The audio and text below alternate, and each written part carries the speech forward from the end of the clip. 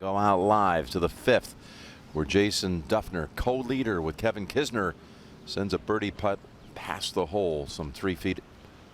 Duff just even through the first 4 holes, and he's not going to strike here on the par 5 5th. He's tied with Kisner, and then there are 3 golfers just 1 behind.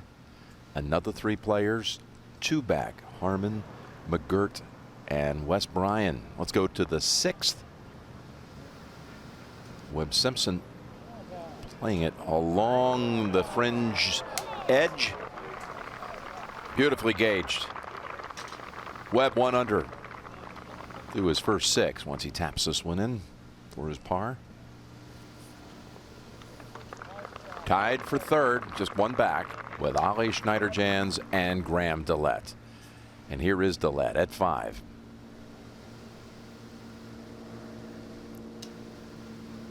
Oh, bangs that one home. And 5, the par 5. That's a birdie for Dillette to make it now 3 tied at the top with Duffner and Kisner. And here is Kisner over at the 6th. These tiny greens at Harbour Town Golf Links, and he's going to putt it. He's not that far away, so pretty opportunity here for one of the tri-leaders. Uh-oh, careful, Jim Nance, Nick Faldo, the whole golf team from CBS happy to be here and spend part of Easter Sunday with all of you. And let's go over to the 7th. Bryan has birdied the last 3 holes, trying to make it 4 straight. Well, the players enjoying almost exactly the same conditions as yesterday. How about that little run? Playing with Ian Poulter, who's at 9 under, but Wes Bryan, whew, 4 straight. Back at the 5th, Duffner for par. Oh, that's interesting. When that is giving away a shot and a half to the field. He made eagle on this hole yesterday, Nick. Leave the putter for his caddy to collect. There's Kisner jamming it in from 4 feet away for his par.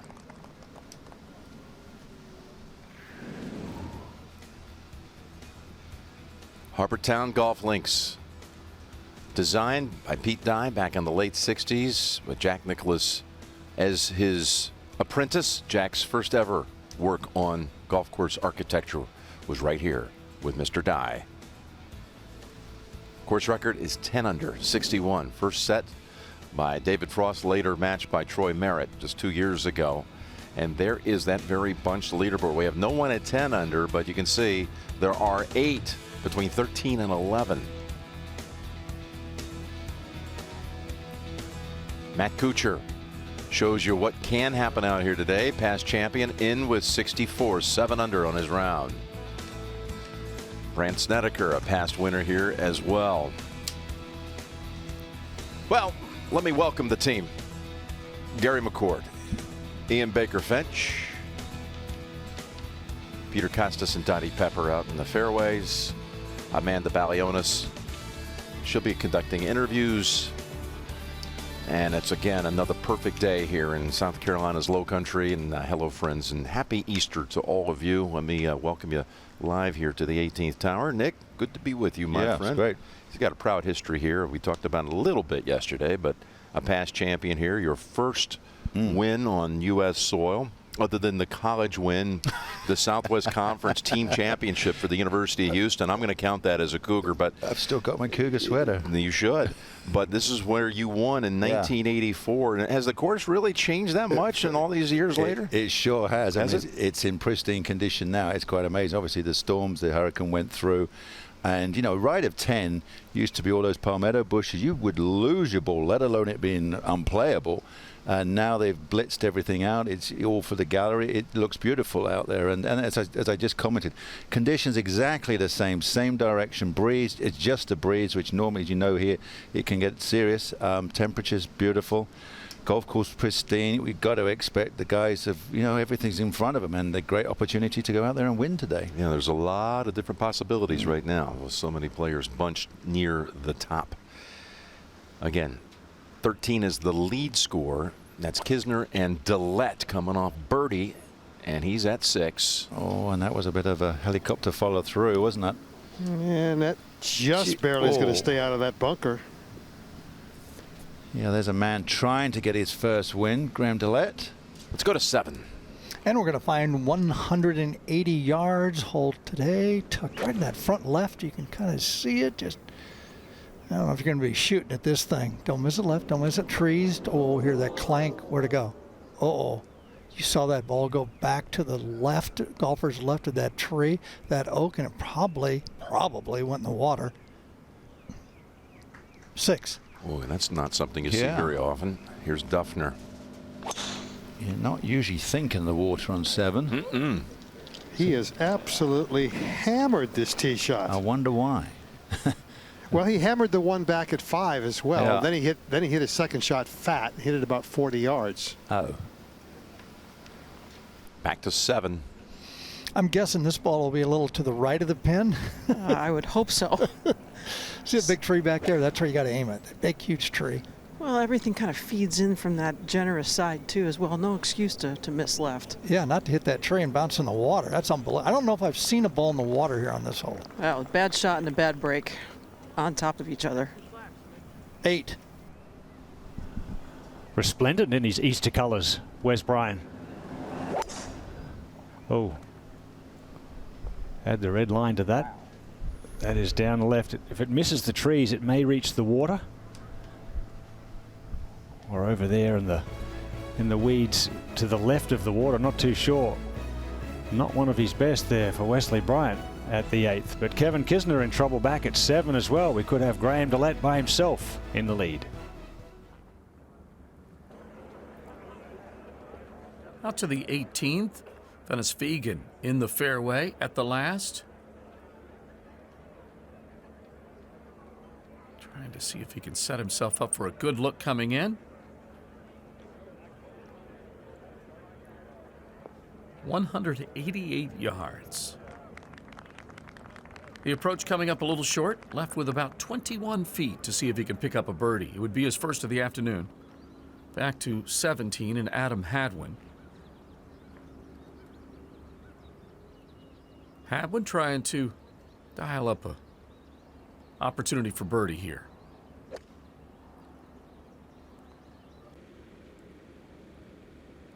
This one taking a left line, and it will fall into that very large bunker. The bunker starts about 70 yards in front of the green and then just expands around the left side. Keegan Bradley is at 18. And Bradley, 189 coming in. Drove at 282. And Bradley, this one will try and hold the back of the green just up against the collar. So 26 feet left as that one curls back on just a bit. Bradley making bogey at this hole, so he'll try and bounce back at 18. Cameron Smith now at the par 3.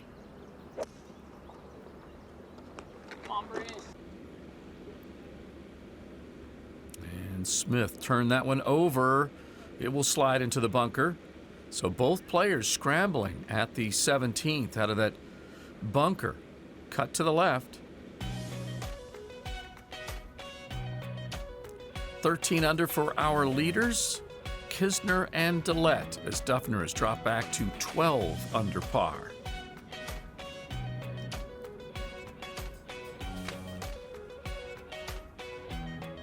Graham Dillette of Canada, hoping to see if he can pick up his first PGA Tour win. He has a share of the lead right now. Dillette missed a short putt earlier at the 3rd, but was able to come back and pick up birdie at 5. Let's get to him, just off the fairway. Back at the 6th, and Dillette. 163 yards, has selected a 9-iron and has tugged this one. Well, you can't go long. Nick, we're going to have to check out his tempo today. He appears to be a little bit quicker than yesterday. Yeah. Again, just avoids a bunker. Let's go to 8. Pitched out about 100-yard wedge shot from the trees left. Wesley Bryan, now he's third. From 215, Nick. Well, he was the best player for proximity to hole in the last few groups, and he's blown that just down the 8th alone. That's an unusual drive for him. Yeah. There at 8. 6. And after that huge tee shot, Duffner. Just a 115-yard gap wedge. I really won't be happy with that, to be honest. No. Got it over the ridge. Little down. Can't go long, though. You've got to... and he seems to have dropped every club so far, so the guys are all getting a little tetchy right now. Over at 9, Ollie Schneiderjans. Just one back. And that's all he'll have to make it a 3-way tie. To 7. Well, 43 holes without a bogey. And he's hoping to make one there. There we go. At least he made a bogey. Stay away from that double on a Sunday. Not good when you're searching for the lead. So we've got Graham DeLette now after that little chunk. He's trying to stay there. So everybody's going the wrong way. Earlier now for his birdie. Dives left. 6. Duffner for birdie. You start to watch everybody's tempo today on everything. Drivers, irons, putts, chips. And over at 9. You watch this grip. This right-hand grip is like a flute. This is the fingertip claw. It's working. It sure is. It is working. How about that side of golf? 5 under 31. He's probably only young enough to drink ginger ale. That's going to help the touch on his fingers. That's what Mr. Hogan used to do. He's a graduate of Georgia Tech. And he came off the Web.com tour, where he finished high last year in the standings to get his full-time status out here. He had some good showings, too, out on the West Coast. So really good playing. And Ollie looking strong here. What a round of golf that is. Of course, a lot of folks remember him at St. Andrews, where he contended as an amateur. He finished 12th at the Open Championship back in 2015. Let's go to 8. And Wes Bryan, local boy, just outside of Columbia, has that left now for his bogey after 4 birdies in a row. Up at 6. Oh, and DeLette had it right in the heart. And that will set him back.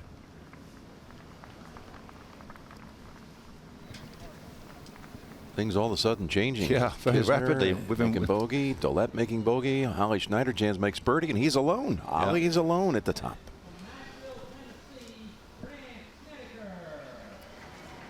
To the tee at 8. Well, that one looks perfect, doesn't it, for Kevin Kisner? 166 mile per hour. Well, if he can get it in the right half of this fairway, it sets a beautiful angle, Ian, and it's exactly what he's done. That was beautiful. Unlucky bogey back there hitting that tree. Wasn't a very good shot, but to finish in the water was a catastrophe. Same tee earlier, Webb Simpson. They missed the fairway right here yesterday, and it's on that same sort of line. Just went with 3 wood today too. So that'll be well back. No damage. So ahead at the 8th now. Player of the year last year on the web.com with 3 wins was Wesley Bryan. Oh, nice stroke there. Beautiful. 73rd in the world golf rankings. He's really had a wonderful start to his career out here on the PGA Tour. To the 9th. And Will McGirt is 2 back. Yeah, flag's on 5. Almost in the like little front peninsula. Yeah. Great thing about these greens is they don't overspin. The guys can predict almost exactly what it's going to do. Well, you couldn't help but notice there was a ball right next to the hole, and it came from Luke Donald. Well, they should do. This was Luke's bread and butter when he was world #1. Oh. And jam. Or honey. Or marmalade, being British. Yeah. That could have gone on all the same. It's going to put him back to even for the day. 9 under for the tournament. And the 7th hole. And you can see that tree that kind of leans over towards that flag stick. That's the one you want to avoid. So most of these guys will be trying to tempt it with a little hook from the right to the left. And that's exactly what Mr. Duffner does with his golf ball. If you play anything other than a draw, Gary, I think you got to go through those branches to get to the hole. Very claustrophobic par 3s out here, Peter. Well, you could say the same thing for the other 14 holes, 14 too. holes, yeah. Jason has a 7-iron in hand. Tell me about the flow here of this group. What do you got so far? Inconsistent would be the word. They've both hit some tremendous shots, and they've both hit some less than tremendous shots. Graham Dillette has missed more greens today than I've seen him the last 2 days, so we're going to have to watch that. As you said, he's not going to win this golf tournament missing greens because he still does have some problems chipping.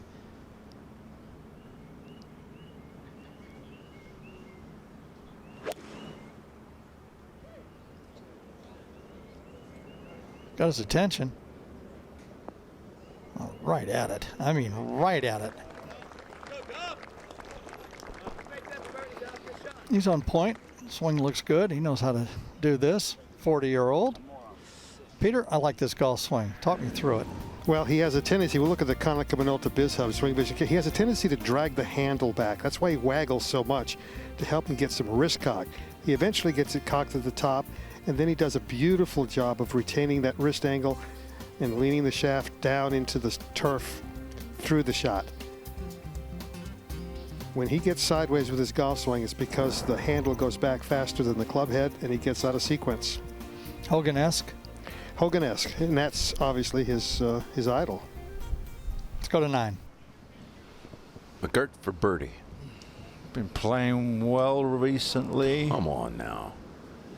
Suddenly there's a little glue wall around the hole. And Donald had walked up and tapped in for his birdie. Back to 7. That's a 6-iron on its way for Graham. Oh, right past it. Peter, after 54 holes, he'd hit 47 out of the 54 greens. 87% of the greens out here. That's good. 8. Second for Webb Simpson. That's a 7-iron, a big 7-iron on the way from 212. Boy, he jumped all over that. Just in the left bunker. And to the last hole. Yeah, it's finishing up and trying to close it with a birdie 3. Snedeker. Yeah, flag a little further back, and it's traditional. Oh, look at that. For 68. Puts him into a tie for 15th, even with a double bogey today. He certainly had some great moments around here. Back to 8. So has Kevin Kisner had some moments. Lost in a playoff here just a couple of years ago. Still hard to believe no one from the state of South Carolina, native, has won this tournament in 49 tries. I know, it's amazing, isn't it? So many here this week with a chance. Beautiful and, shot. They know it. Third in all in strokes gained tee to green. First in driving is Kevin Kisner. One back now of Ollie Schneiderjans. Not an easy lie for Russell Knox. The Scot coming out of the back right edge of this bunker. Just a small little hazard.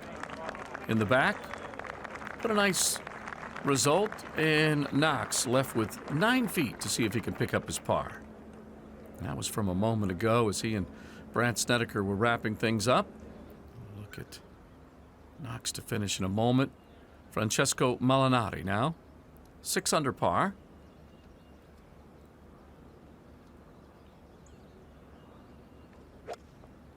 Molinari working the par 3 17th, 2 birdies on this side of the golf course, along with the opening 9 where he went out in 36.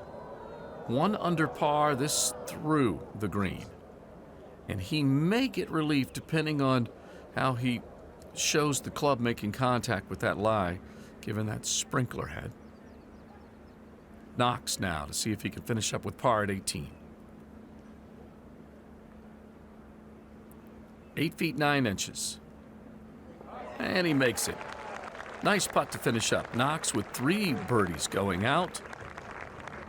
1 coming in against 1 bogey and a 3 under 68 for the former WGC winner,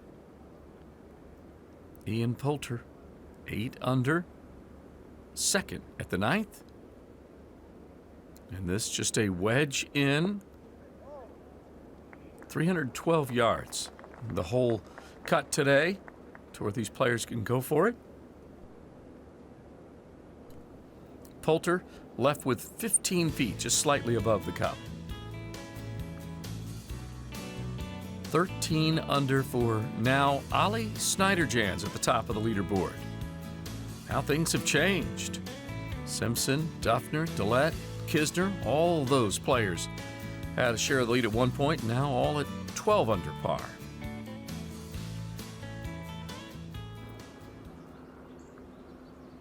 '17 and Patton Kazire. And Kazire at 4 under. Bogeyed the par 5 15th. So trying to get one back. He'll have that left for birdie. Let's get back to the par 3 7th and Jason Duffner.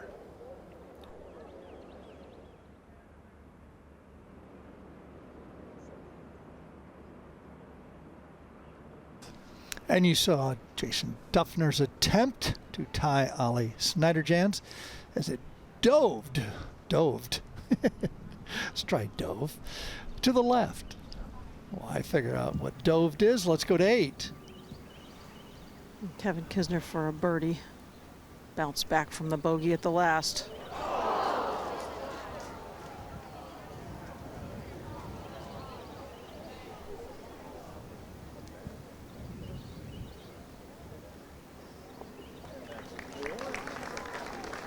You can't believe it, having another look over there.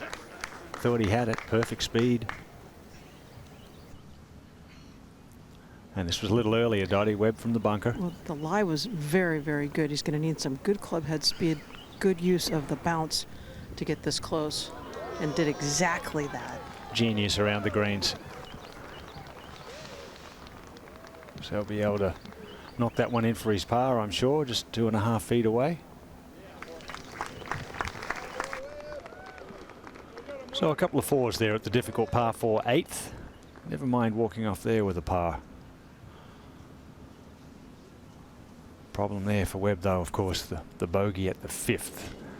Now back at 7. Good looking stroke, perfect line, and that all adds up to a 2 for Graham Dillette. And now he ties Ollie.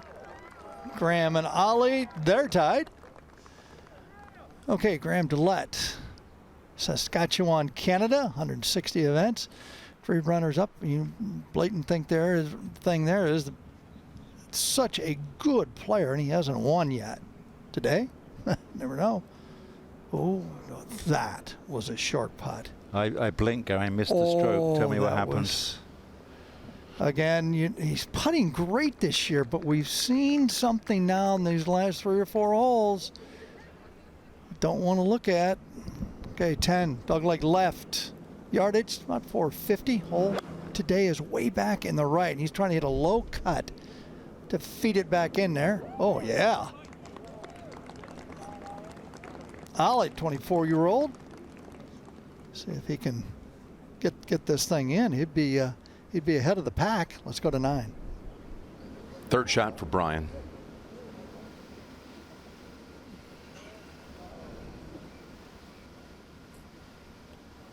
Okay, was not wanting that much coming back. Snyderjans, former world #1 ranked amateur, who took up the game at the age of 12, and a rookie out here on tour, tied with Dillette for the lead. I came here feeling pretty down, to be honest, and I came with like the attitude of Monte Carlo. I was either going to miss the cut or win. I've managed to get the better result. Oh, can't think of everything, can you? Perfect line. See how he handles this rookie on the tour. Back 9, tied for the lead, out in front. Take your spurs in and get going and see if these guys can catch you. 8th hole, let's get there. Okay, try and rip it straight up that walk path. Right half would be perfect. Just a 3-wood. Yeah, he's hooking this left. Oh, hold on. Can he reach the water with 3-wood? Yes, he can. Oh, no. He is in the hazard. Oh, that's not a good one. Especially with 3-wood. He had the right shape, Peter, but needed to start that up the right. Correct. Now, shake off the missed putts, Jason. He's been putting so much better this year. In fact, he's #1 this week in strokes gained putting. He's worked very hard with Chuck Cook, his instructor, the last few weeks. Had 17 birdies last week. But ball striking still good there, Peter. Perfect. At 9. Simpson 1 behind. Well, sticking to that game plan he had yesterday of laying up, even though the tees are up a good 15 yards today. It's a great percentage, Dottie. There's been 12 guys in that bunker in front of the green, 300 yards away, and 9 out of 12 have got up and down. So that is the really Kisner, for good example, could easily get to that bunker. Well, and it shapes nicely for his shot off the tee with that little draw, but he's going with the layup as well. And his layup is just fine, but well back of Simpson's. Schneider, Jans, and Dillette. At the moment, the two are tied in the final round down here in Hilton Head Island, South Carolina. Now at the 18th, trying to finish up, Cameron Smith for birdie to get to 6 under. 14 feet. And he leaves it just a few inches short. Really disappointing when you see a putt like that, a good position on the green, and not able to finish the deal after a bogey at 17 in particular. So he'll just pick that up, a par at the end, in a 5 under total score. At 17, Francesco. His second, a chance to get to 7 under par. This one moving left on him. So Molinari 1 under on the inward half and 1 under today. We'll just brush that in. And after a couple of bogeys in his first 4 holes, he's at 1 under par for the afternoon. Back to the group at 18, Adam Hadwin. And Hadwin circles the cup, and that falls for birdie. So that gets him to 2 under for the round. So cards a 69, and the Canadian in at 7 under par. Well, a smile for one of the two. Now Patton Kazire for birdie to get to 5 under. Well, same distance in the putt, it looked like, from Hadwin, and that one lost speed.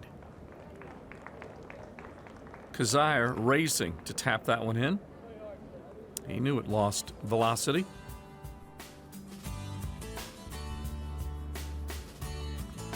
Snyder, Chance, and Dillette at 13 under, but a little bit of trouble for Dillette coming up. Let's see what things look like in just a moment. Sung Kang at 17, 8 under par. That's a nice 3 under round working. Kang with that full turn coming off birdie at 16. And that will dart right and into the hazard. The 9th. Let's see what they can do with these 2 shots coming in here. Simpson first, and then Kisner. Pretty simple little lob wedge for Webb. I was thinking, Got to go. yeah, I was just going to say, you don't have the option of being able to spin it back, throw it past. You've got to land it in between the front edge and the pin, which is on 5. So 2 yards to work with, basically. Let's go to 10. Will McGirt, good angle. Chose they get it right down there by the lake and then come in from the left-hand side into that back right pin. See if he takes advantage. Yeah, he does. Ball's rolling forward a little bit. Nice. 15, 18 feet for his birdie. He's 11 under, only 2 back. Let's go back to 9. And Kisner, who was in the running at Bay Hill before Leishman overtook him. Choking down on a gap wedge. Breeze helping. It's a beautiful swing, wasn't it? See how it hops forward here? You don't get that zip back at all. So front pins are really tough today. 211. Well, just the driving iron here for Ollie Schneiderjans. And a quick shout of, oh no. Way over there on the left. He's going to have a long way in from there. Unusual. At 9. Simpson. I really need to hit the replay button from the bunker shot at 8. It's almost identical.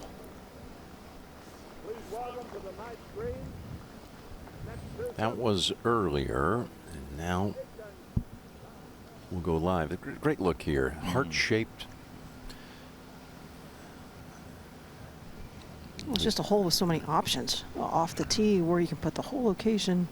Great short hole. Now, this one, Nick, has got a little bit of pace to it. Swings a little left to right at the beginning and then pretty flat around the hole. Ooh, it didn't do anything. Wasn't listening to you, Dottie, at all.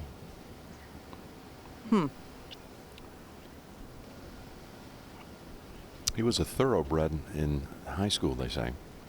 He played for the South Aiken High School Thoroughbreds. Oh, really? Their nickname. They won a couple of state titles right here in the state of South Carolina. Let's go to the 10th.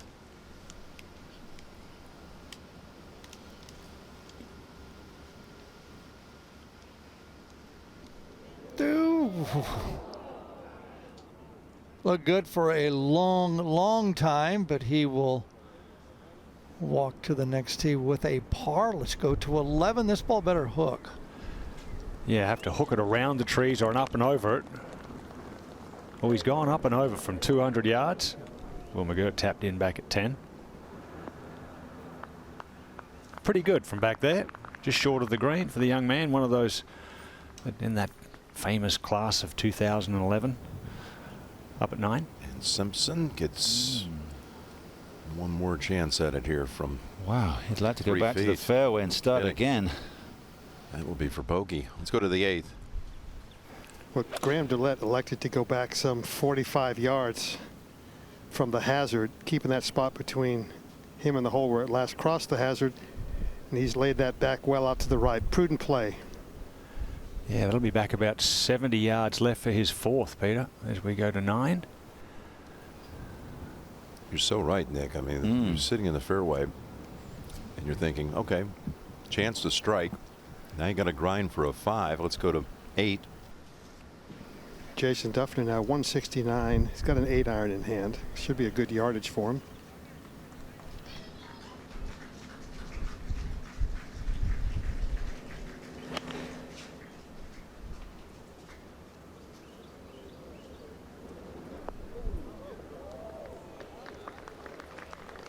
Okay, middle of the green, 20 feet for the birdie. Couple over par on the first 7 holes, though. Couple of short missed putts.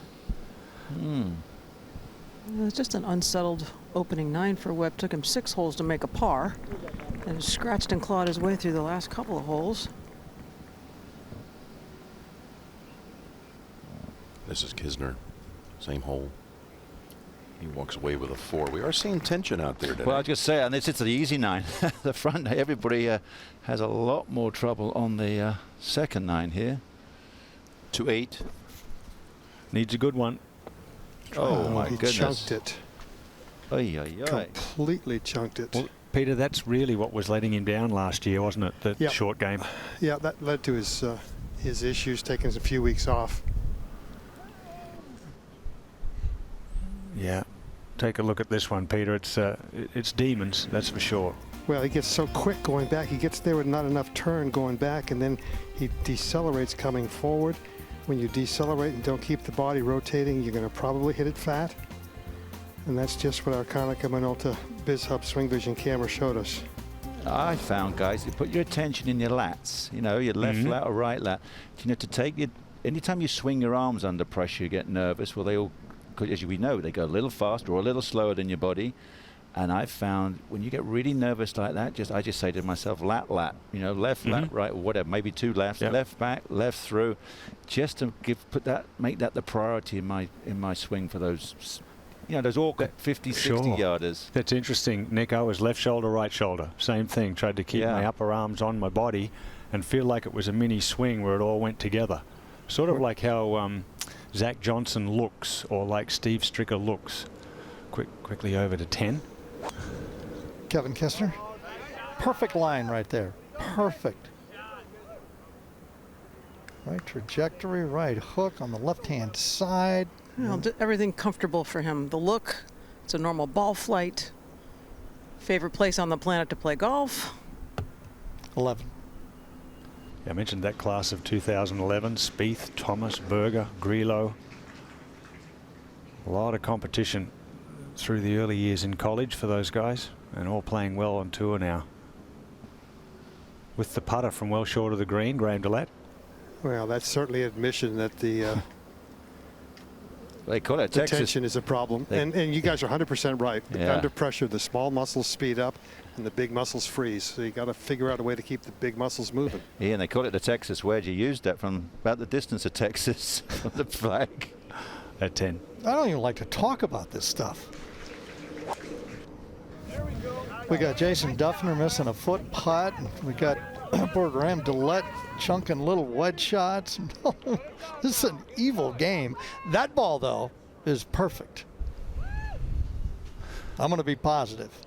Let's go to 8. Well, a lot of guys have it in different ways, and I understand 100% where Jason comes from with his putting. Sometimes he gets a bit quick and short, where Graham is with his pitching. I used to have days sometimes where I'd hit a hook on one hole and I'd hook every drive from then on for the rest of the day. It's just, it gets in your mind. It's so difficult as we go to 10. It's nice to be young. Good follow through right there and not have all these problems. The longer you play this game, the more the problems manifest themselves. So we'll go to the 40-year-old here on 8. You know, Ian, Jason found out that he was always using an offset putter, and it caused him to miss aim to the right. So he's gone to this center shafted putter with no offset. He feels like he can aim it much better. It's given him a lot more confidence. He's putted well this year, Peter. I mean, much better than last year or before.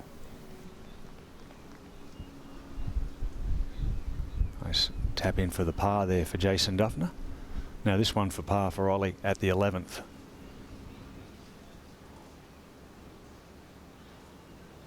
Georgia Tech business major was Ollie. There's a great look at his grip. Just barely gets the fingertips on there. Unbelievably delicate. Lots of ways to do it. But he had an early look, didn't he?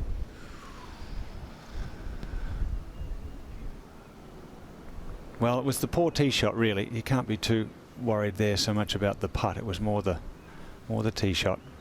Back at 8. It's not too early to call this a huge putt. Get up. Well, an uncharacteristic pull hook with the 3-wood off the tee there, and he walks off with a 777.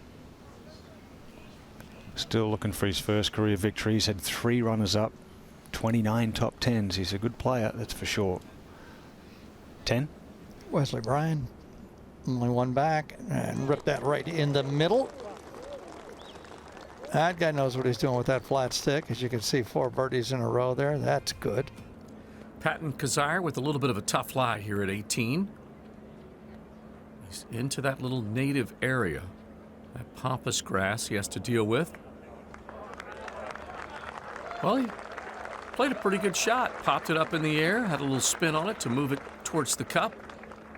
And Kizzire does have a chance for his par. See if he can finish up with a 4. This is the par 3. 17th. And Kang well away. Looks like he was able to get it to land in that little rough sitting up on the side hill. So he didn't have to necessarily deal with that bunker, but he certainly had an odd lie. Looking at that for par, and now a par attempt for Patton Kizzire. About the same distance here.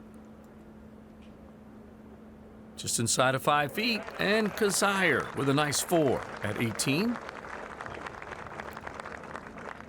So he will finish up with a 1 over score today and a 4 under total. Rafa Campos now, long range try for birdie. This at the 17th. And that comes up a good 5 feet short of the cup. Campos will need that to remain 4 under.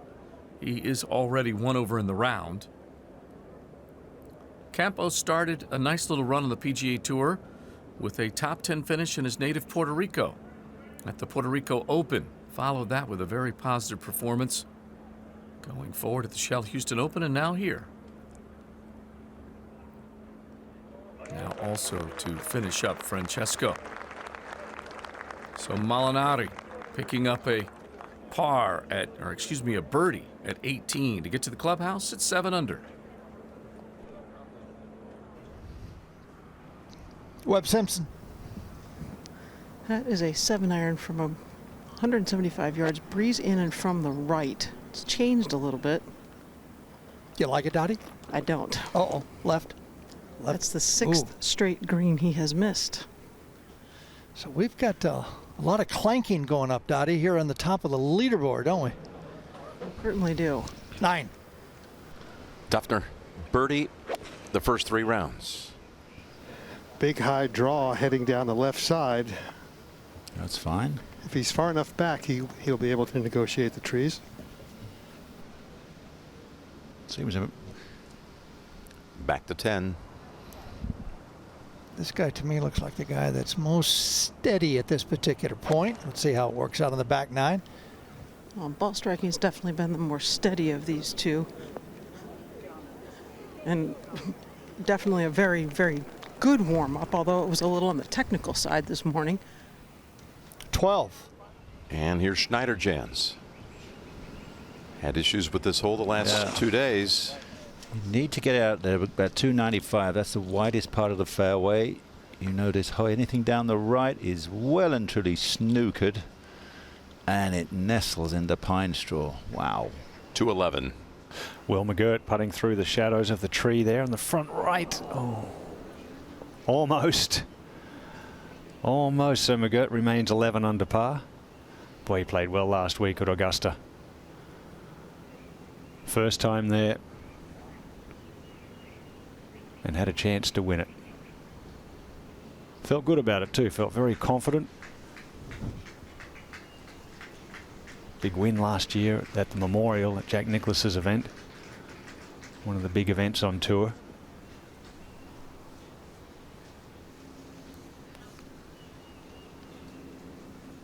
Just a little tap in here for Will.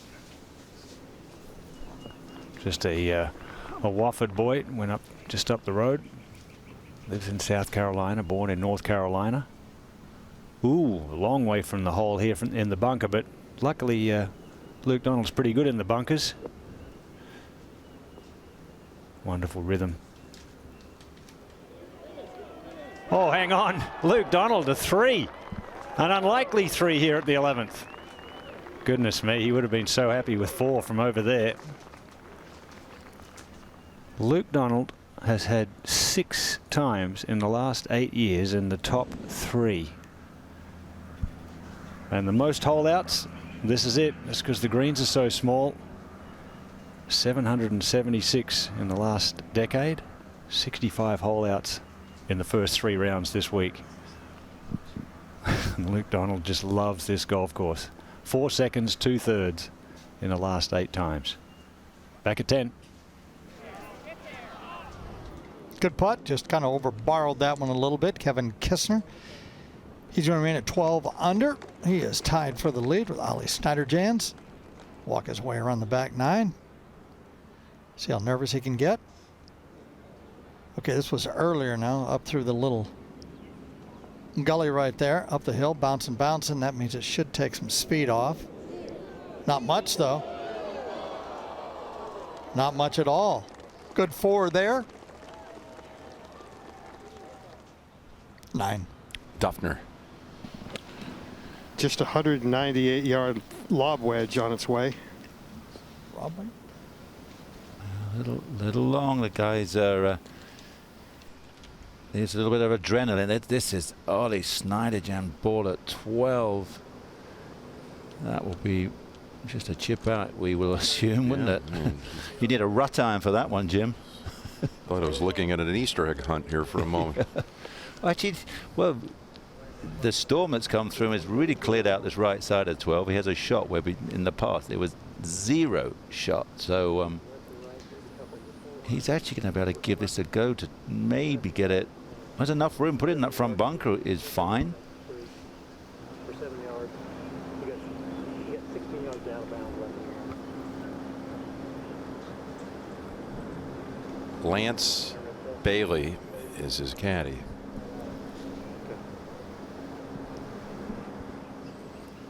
Well, Seve didn't wear a hat all that often. Had the same kind of locks. I'm not saying we're the same player here, but let's see if he's got that same go for broke spirit. Well, that was a good effort. That was a great effort. It exploded. That's pretty good out of that. Out of the bird's nest. This will be good in slow-mo. Watch this. He obviously trusted that it was just all pine needles. There wasn't any roots there or anything like that. Was able to just plow right through it. I bet you'd never think of practicing one like that, though, would you? I can't imagine. At 9, you practice this from time to time. It's got a couple of breaks to it. Oh, went right over the mark of Dillette's. Yeah, it hooked a lot more than he expected at the start there. At least he's got it to a tap in.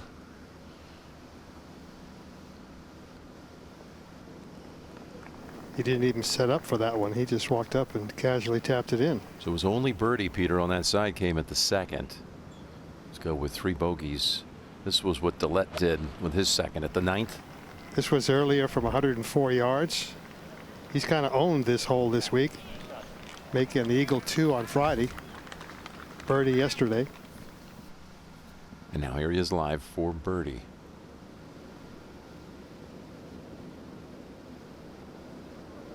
And he's back into a tie for the lead. I beg your pardon. Let's keep him 1 back. My math failed me again. Right here on tax weekend. Let's go to 14. Left-handed Brian Harmon's got the best round of the day going. This a little earlier. And a pretty popular spot over there. And that one for the par. 5 under on his round.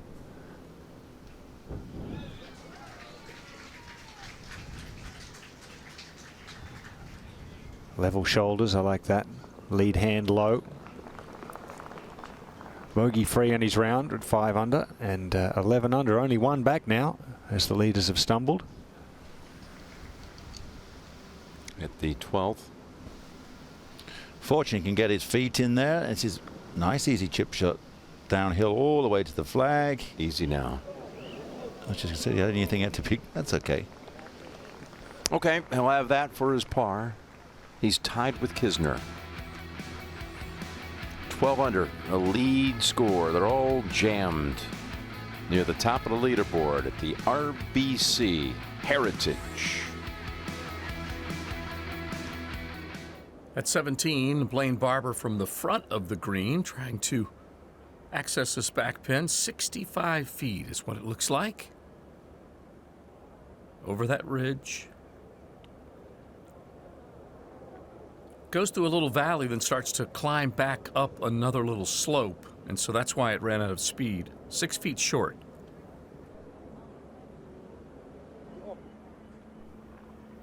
Sung Kang looking for birdie at 18 now. South Korean looking to finish up with his 4th birdie in the round. A chance to get to 9 under. He comes up short. Clean card today for the South Korean. 2 birdies on the front, 1 on the inward half. Picked up birdies on 2 of the par 5s, plus 1 at the short par 4 9th. Brandon Grace now for birdie at 17 to get to 9 under. Grace would love to add 1 more. Misses left. So the 21-footer, leaving him a short tap-in par putt. He bogeyed 16, so had a chance to get it back.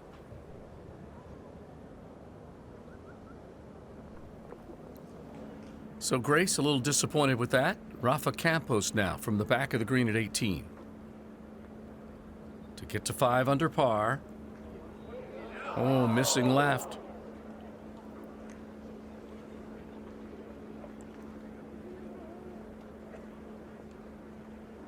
So Campos will have to clean that up for par. And Blaine Barber to finish up. So he picks up his par at 17. He'll head for the par 4 18th. On Calabogie Sound, let's go to the play at the 11th. Just a few moments ago, Kevin Kisner has hit another tree. Hit another tree, and very fortunate, Ian, that ball dropped straight down. He'll have the neighborhood of 135 yards left. Well, the canopies do encroach quite a lot here at 10. Well, who is going to win this thing?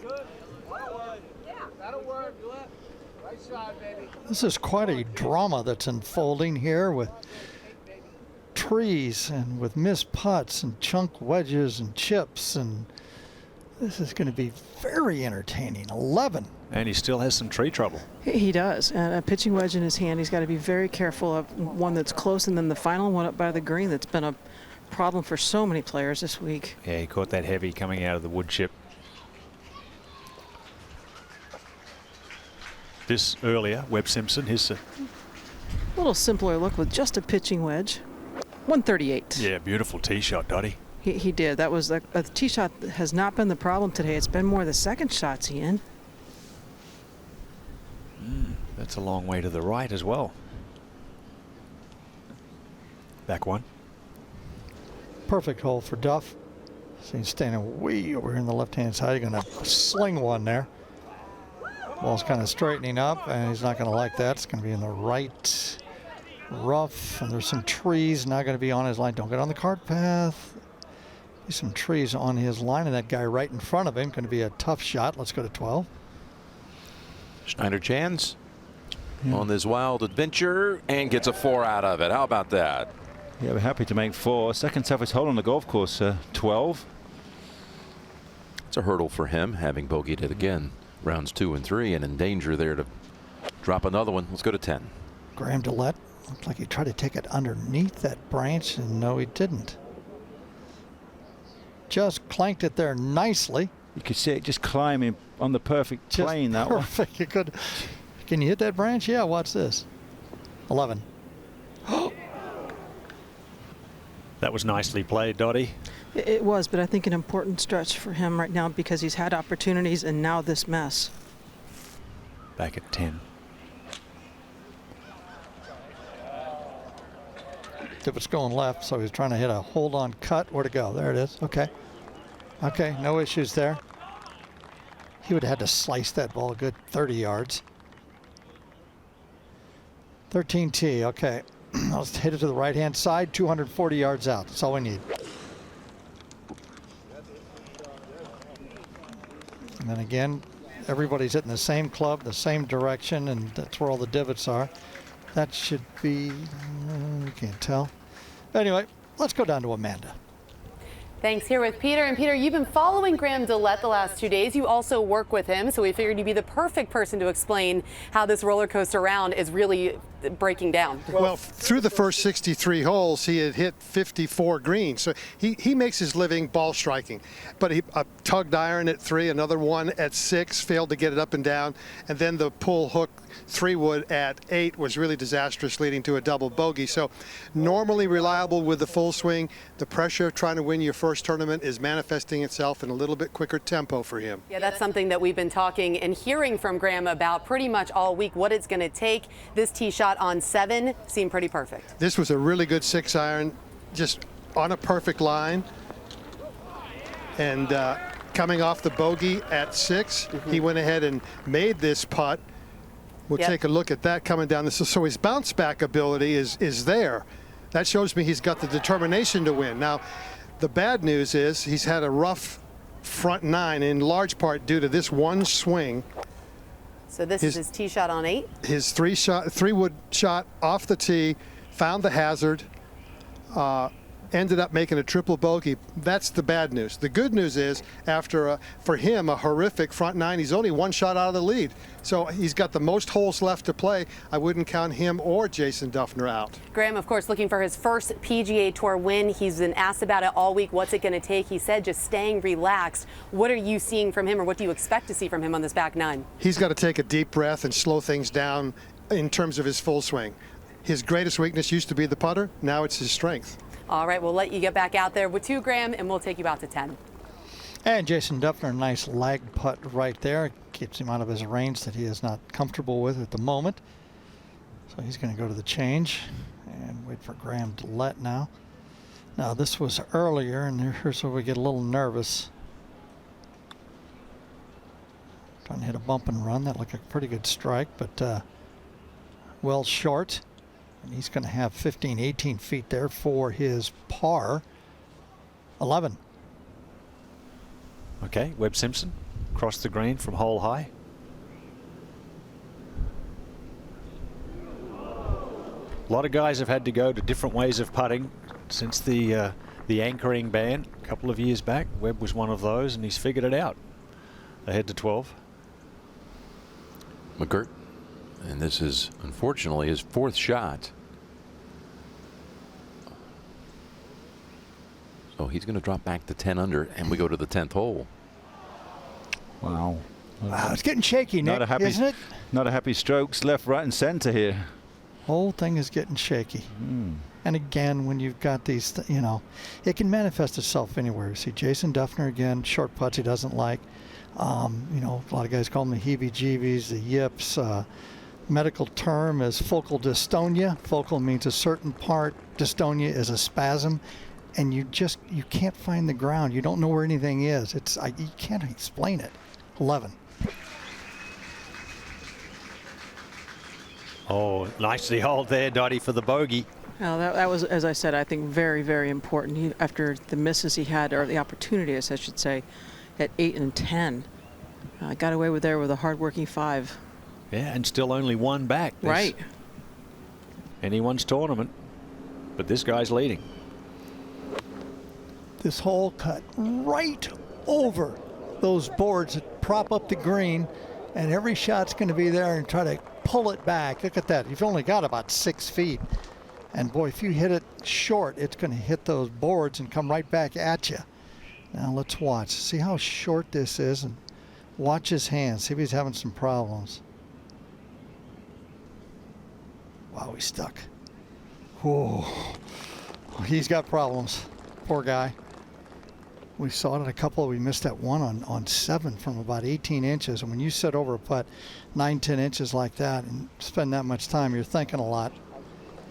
Let's go to 12. It's Wesley Bryan. Well, let's all take a deep breath. That's Wesley Bryan was, I'd always look for one of the guys best with proximity.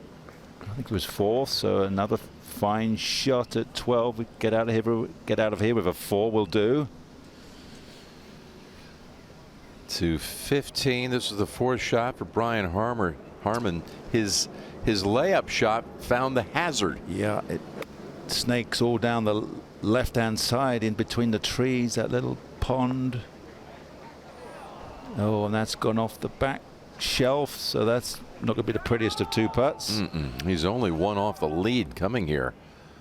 where you stand on the tee and think maybe this is a hole where I can pick up a shot. Let's go to 11. Just a 3-wood for Jason. Straight down the walk path. Very narrow second shot here at 11. Canopies come in from both sides. And a tree on the very front right corner of the green. Not that long a hole, 436. But you got to be accurate from the tee. Which he usually is. Long putt here at 15. Yeah, and it's 4 to 5. Yeah, so you're just trying to be sensible, and maybe you get super fortunate and get it in. But he smashed it off the other side of the green. Goodness, he's Wow. off the green. We've seen some, what would you call them? Not the finest display Interesting of, shots. Of these guys are meant to be good. Let's go to 11. One of 9 guys within 2 of the lead. Graham Dillette. 3-wood again, just a good solid draw. Not quite in the fairway. Should be okay.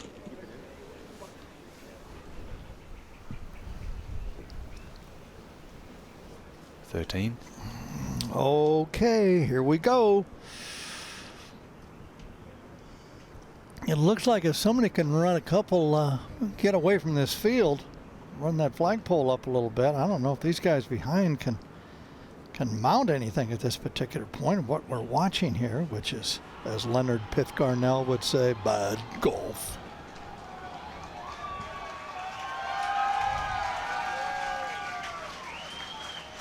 He's just setting them down, Gary, on a golf course where you have to walk down the fairways in single file. Yeah, it's a hard game.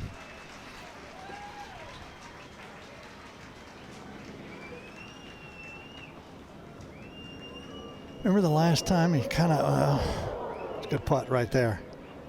He's got his little, he got the fingers on it. He doesn't want to put his right hand on that club at all. Let's go now to 12. Kisner. Again, the second most difficult hole, and he's 200 for the week on it. And that is going to be a lot of trouble. Oh. Down to the right, moving further right. Oh my goodness. There's plenty of pine straw. Well, they're actually looking a little bit left. It might have hit something and gone back round the corner. 17. Just a moment ago at the par 3, this is Peter Malnati. Not having the best of days. Pretty looking swing though. Looks a little like Luke Donald. Look at this. Can it be? Center cut for Peter Malnati.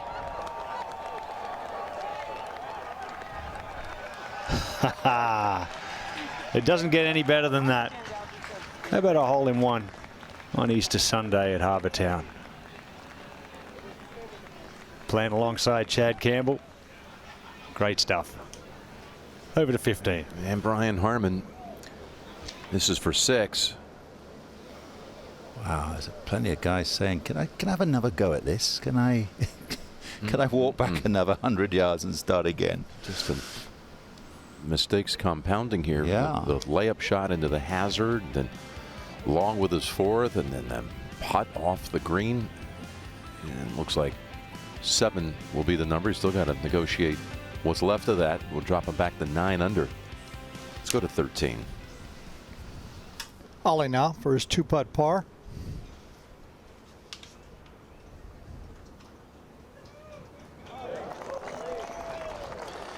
+13 under on the front 9 this week, and +1, 1 over par on the back 9. So all these guys basically have set up a trend that they're not playing the back 9 too well this week, but they're in the lead.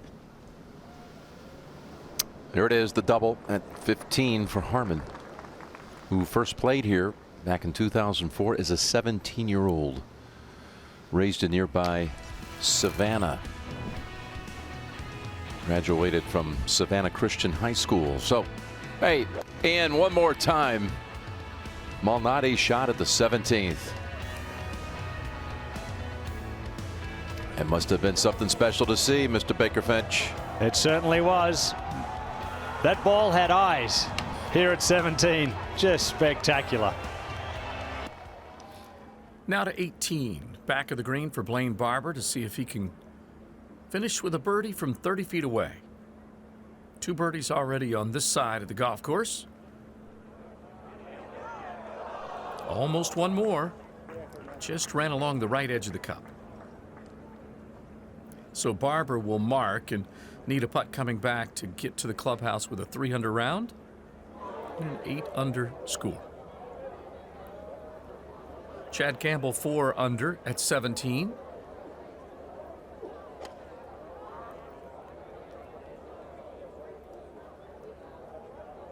Campbell just over the top of the hazard. Still well away from the flag though. So Campbell some work left. Back to 18 and Brandon Grace off the edge. Back portion. This is from 31 feet. Well, offline all the way. Just started sweeping right to left, and he did not see that. Coming through the fringe, it quickly affected the putt, and then it was a little more exaggerated from there. Here's Malnati, coming to 17 a moment ago. And he gets to lift that out of the cup. An ace at 17. He'll toss it to his caddy as a nice souvenir.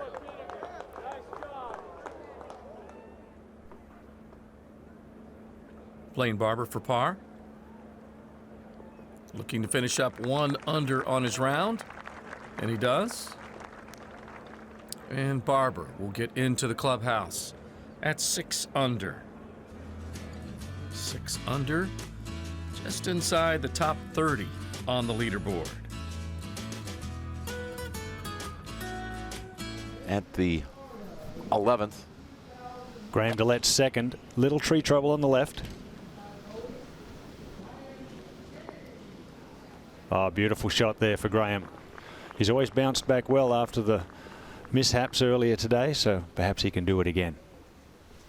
Now Jason.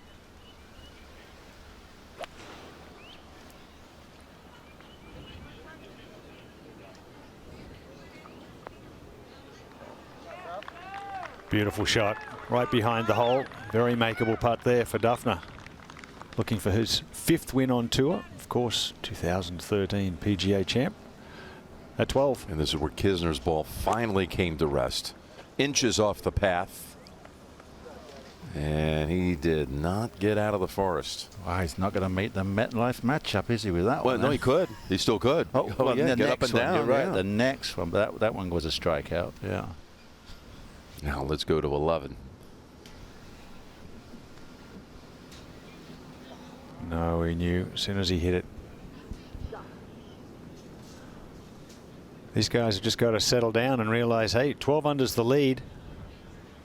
Graham DeLette's at 10. It's just 2 back with 6 holes to go, Nick. It's all about getting the right intensity, and the guys are getting a little tense right now. That's a great shot. Oh, hang on. Should be a little backstop. There you go. That'll work very nicely. To the 14th. Tournament leader, Ollie Snyderjans. 3 pars the first 3 rounds. That's an 8-iron on its way on a really good line. Wow, it's a good 8-iron. 193 today, Peter. Can you say adrenaline? Wow. Really good shot. Only 15 feet for another birdie. 12. Kisner now off the pine straw with his 3rd. The hardest bit, I don't think he can carry the bunker. He has to go round it. He's going to go over the back. Boy, all of a sudden the guys are running up scores left, right, and center.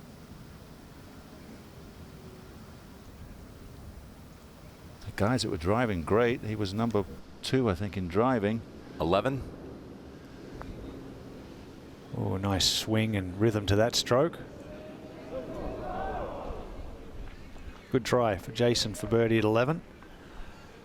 Yeah, Nick, you've just got to put yourself in the position, no matter if things are going not so well. I'm in a chance on the back 9 on Sunday for a chance to win this. Yeah, you've got to be very conscious of how you can just tone things down, whether it's breathing or add a little bit more tempo, timing to the swing, be more conscious of your moves in the swing. 3's a good score there at 14, though. That's the toughest par 3 on the PGA Tour. 12. That was not a confident stroke. No, it looked like that fell off the blade, that one. This was before the Simpson failed birdie attempt. This was the 4th shot for Kisner. His little saucer off the back of that green. He was using the slope pretty well. At least he's back uphill. Ollie tapped in for his par at the 14th. Let's go back to 11. Dirt McGirt now down this hill. This putt should move a little left right there. Come on, come on. Yeah. Oh, not enough. Try to give it a kick start and everything. Didn't work. That was earlier. Now live. Wesley Bryan. See if anybody can hit it on the green and stop it short of the flag over those. No, that's pretty good, though. That's really good right there. Wesley Bryan, he looks like he might get tied with Ollie Schneiderjans at 12. He makes that for a birdie. Let's go to 12. Kisner gets out of there with a 5, but Schneiderjans, in just his 25th tour start as a professional. He's also started 3 back in his amateur days, so 28 overall, looking for that first win.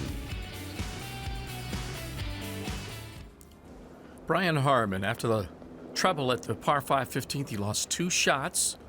This is his second at 16, 106 yards. Had a nice drive of 296. Tried to carry it right over the hazard, was able to do that, and now he's got to look at birdie, see if he can at least get one back.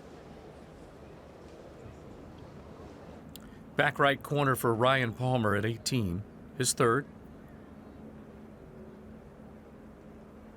Well, Palmer, good lag putt, offline though.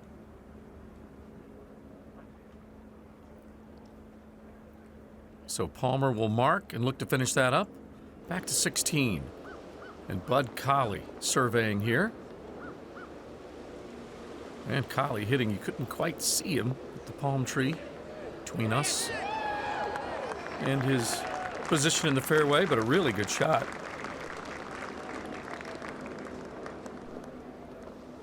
Colley will have a short putt left for birdie. Colley can get to 3 under on the round with a birdie there. Brian Gay now for birdie at 18 to get to 10 under par. And Gay able to finish up 3 in a row, make it 4 in a row. Brian Gay from holes 15 on, able to get to 4 under on the round. Before that, he was even through 14 and quickly gets to 4 under on the day.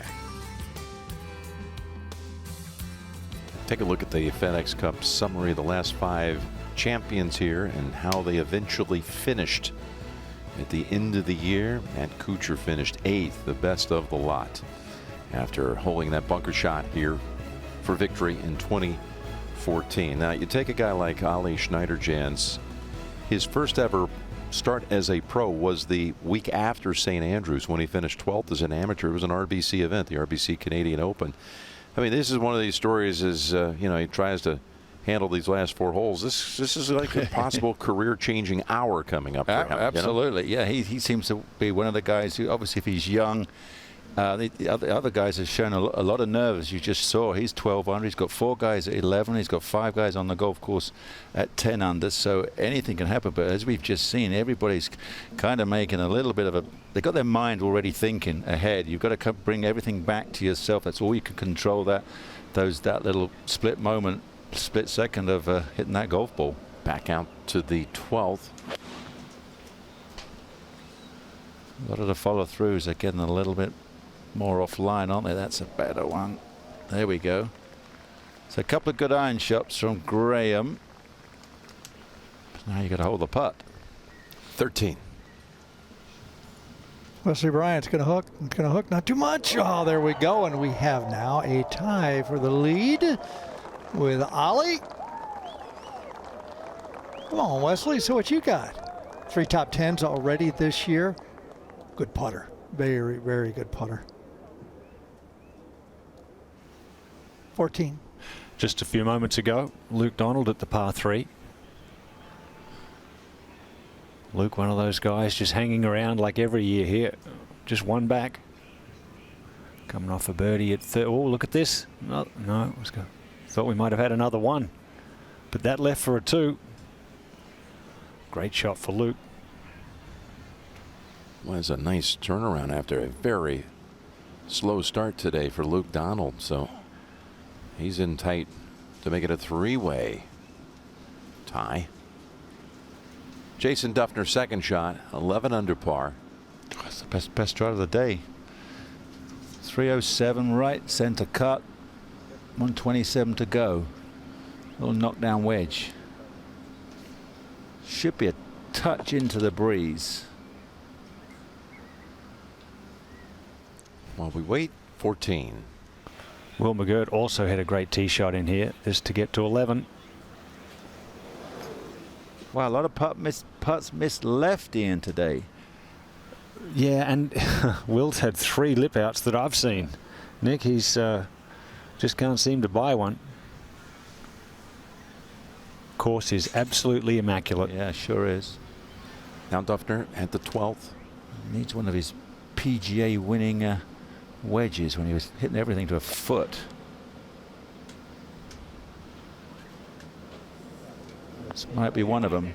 Oh, yeah. His best ever finish here was 14th back in 2011 to 14. Okay, Luke Donald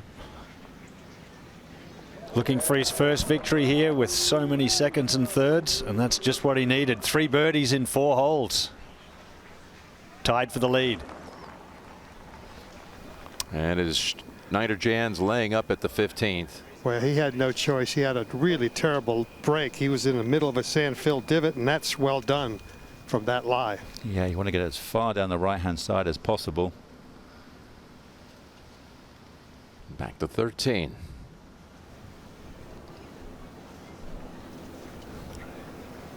Just the last 2 days, the easiest hole in the course, these 3 over. Really trying to spin that ball. Really trying to spin it right there. And you can see they're just not gripping.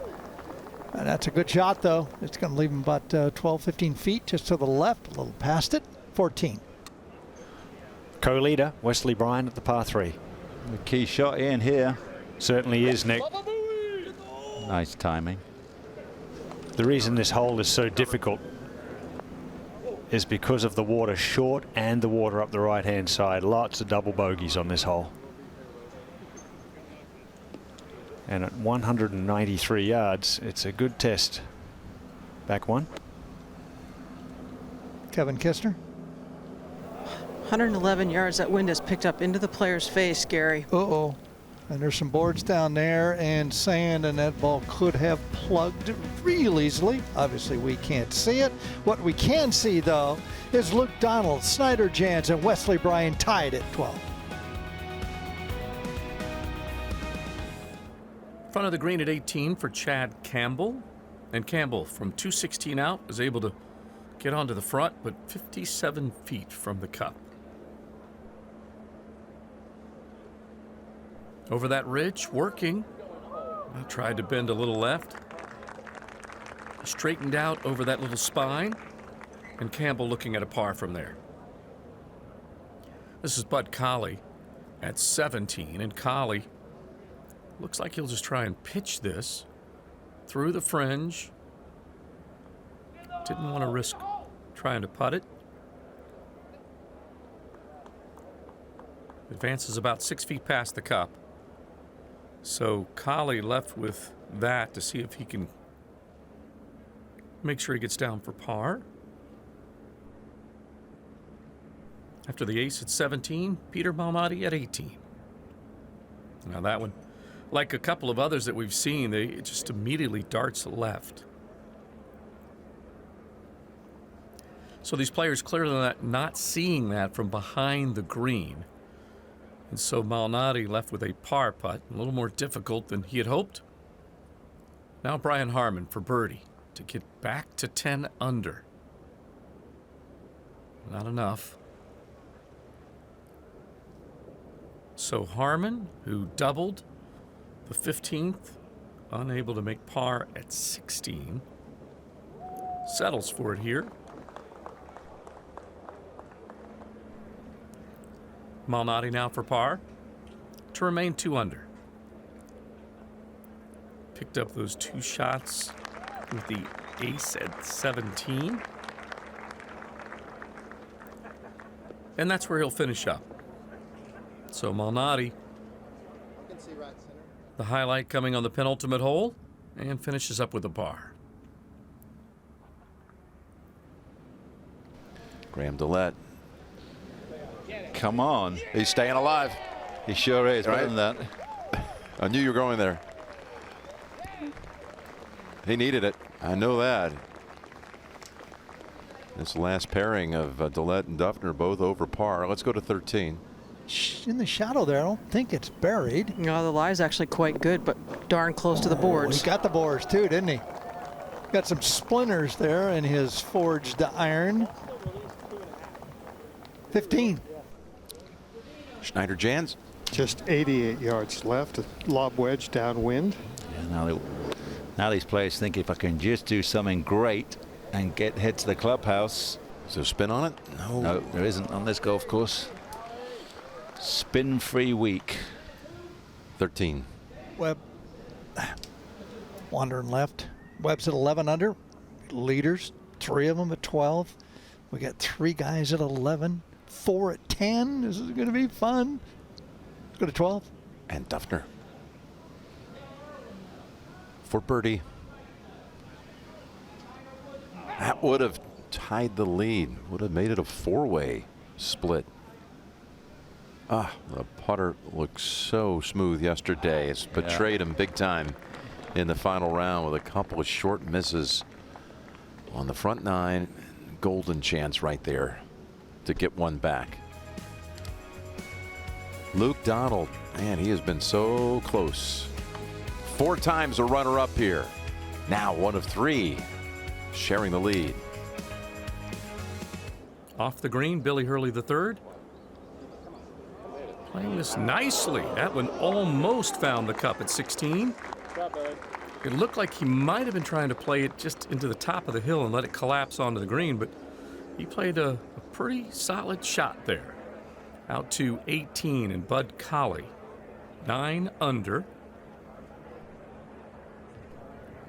Colley looking to finish in double digits. A little bit of a right to left ball flight for his tee shot. And that will find that very large area. That will leave about 170 coming in for Colley. Let's go to the play at the 13th. For his par, out of the bunker, up and down. Just outside of the hole. Look how easy he hit that. Beautiful. There you go.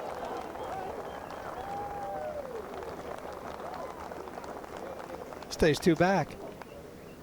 15. Now to break out of that tie for birdie. Breaking right the whole way.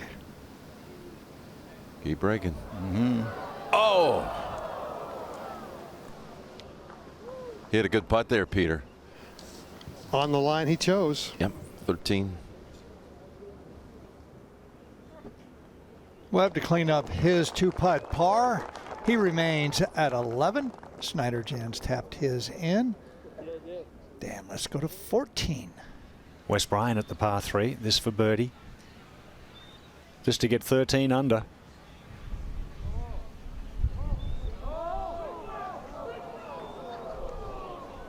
Not to be, but just to tap in par. That's the toughest hole, I believe, of the final 5 out of the way.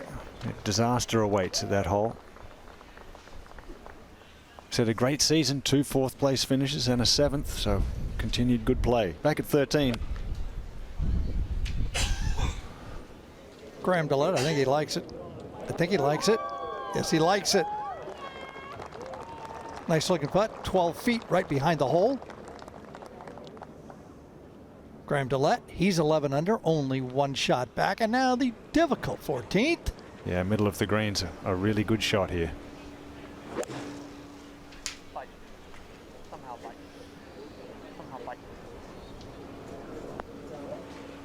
He knew he got a lot off it and turned it over. Oh boy. That is some shot from there. Sure is. I'm not sure he'll be able to aim at the flag. No. 15. Luke Donald has to punch out. That looks like gel, doesn't it? The bars of the 15th hole.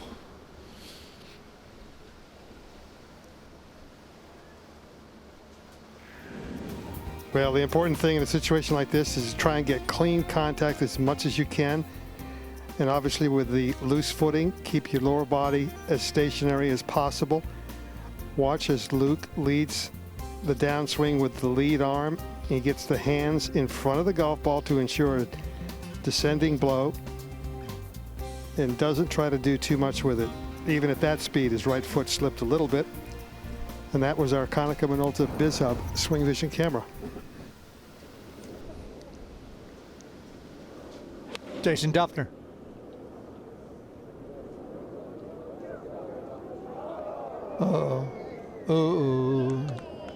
We saw Kevin Kisner get that ball up and down, but he had a very nice lie.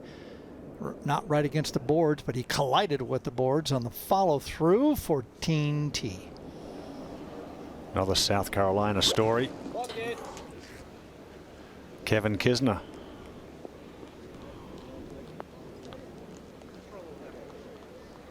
Good shot. 20 feet there for birdie. So we've got Donald, Schneider, Jans and Bryan at 12. 3 others at 11. 4 more at 10. It's anyone's championship here. Final stages of the RBC Heritage. Bud Colley, his second now at the 18th, 9 under his total. 198 left. Drove at 275. Colley with 3 birdies on the back 9, but he did bogey the previous hole. So unable to finish 17 with a par. And now a chance to get it back with a birdie from 20 feet away here at the 18th. That certainly would be good news. Tyrrell Hatton, the Englishman, at 16, his second. And Hatton, that one spinning away just a bit, but it'll lock in 25 feet from the cup.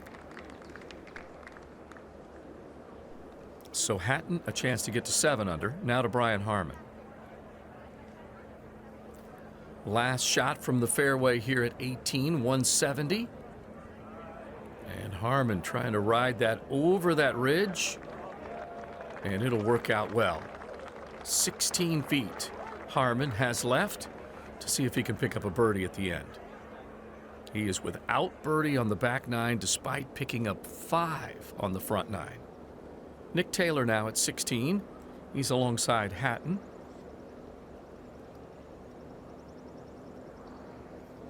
"99 yards left, right at the flag.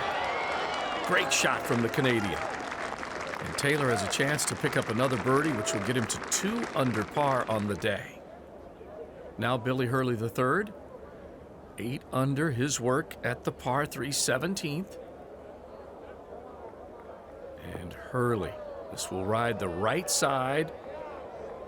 Thought for just a moment it might work onto the green, but it just sits about 1.5 feet off. 3-way tie. 12 under leads. Uh-oh. Uh-oh, Gary. Going the wrong way. Hopefully not too far. Get it back in there. It either buried or it goes up against those and you got to go sideways. Very rarely you're going to get a good lie with that pin right in the front. Oh, and it buried too. All that sand is raked towards those boards, so it piles up there and gets soft. Now he's got to hit it straight up. Did you see him cut right across that? Wow. Only 17 balls been in that front bunker, only 5 up and down. 15. Luke Donald for birdie.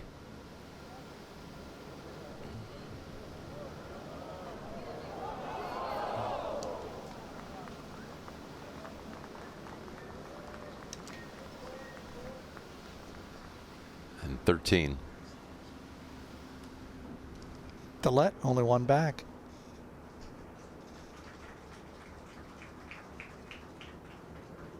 Footer. It's going to hook. Graham's going to hook. Yeah, there it goes. Right across the hole. You just can't hit it hard enough to keep a line, so you got to kind of thrill it. Oh. What do you think, boys? Well, fortunately, he's extremely good around the greens. Look at that open face with the lob wedge. Yeah, that was just the wrong place to hit it, Nick. It was so hard from there. Absolutely. You cannot get flag high. If you're going to bail out, you've got to forget the numbers and stay at least 7 yards short of that flag. A bit like this one, but this was the perfect layup. Kisner to get to 11, coming through the shadows. Runner up here, losing in a playoff to Jim Furyk 2 years ago.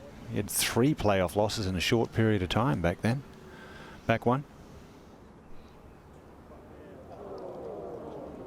And that goes wanting, and maybe his chances for this championship.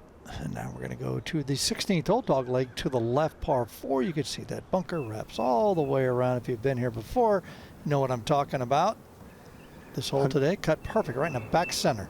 155 yards, ball significantly above his feet out of the rough. That's going to be about right, hitting out of that thick stuff. Peter, that was a good shot right there. It's going to end up 15 feet away.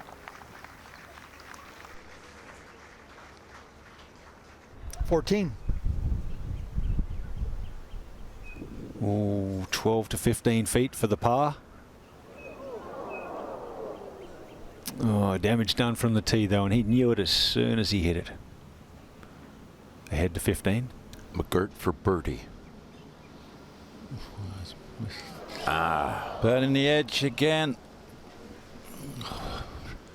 Who is going to win this tournament? This is Well, Donald has been charging after a slow start. Schneider-Jans went out at 31. Wes Bryan had that birdie run on the front 9. They are the 3 right now that share the lead in the final round.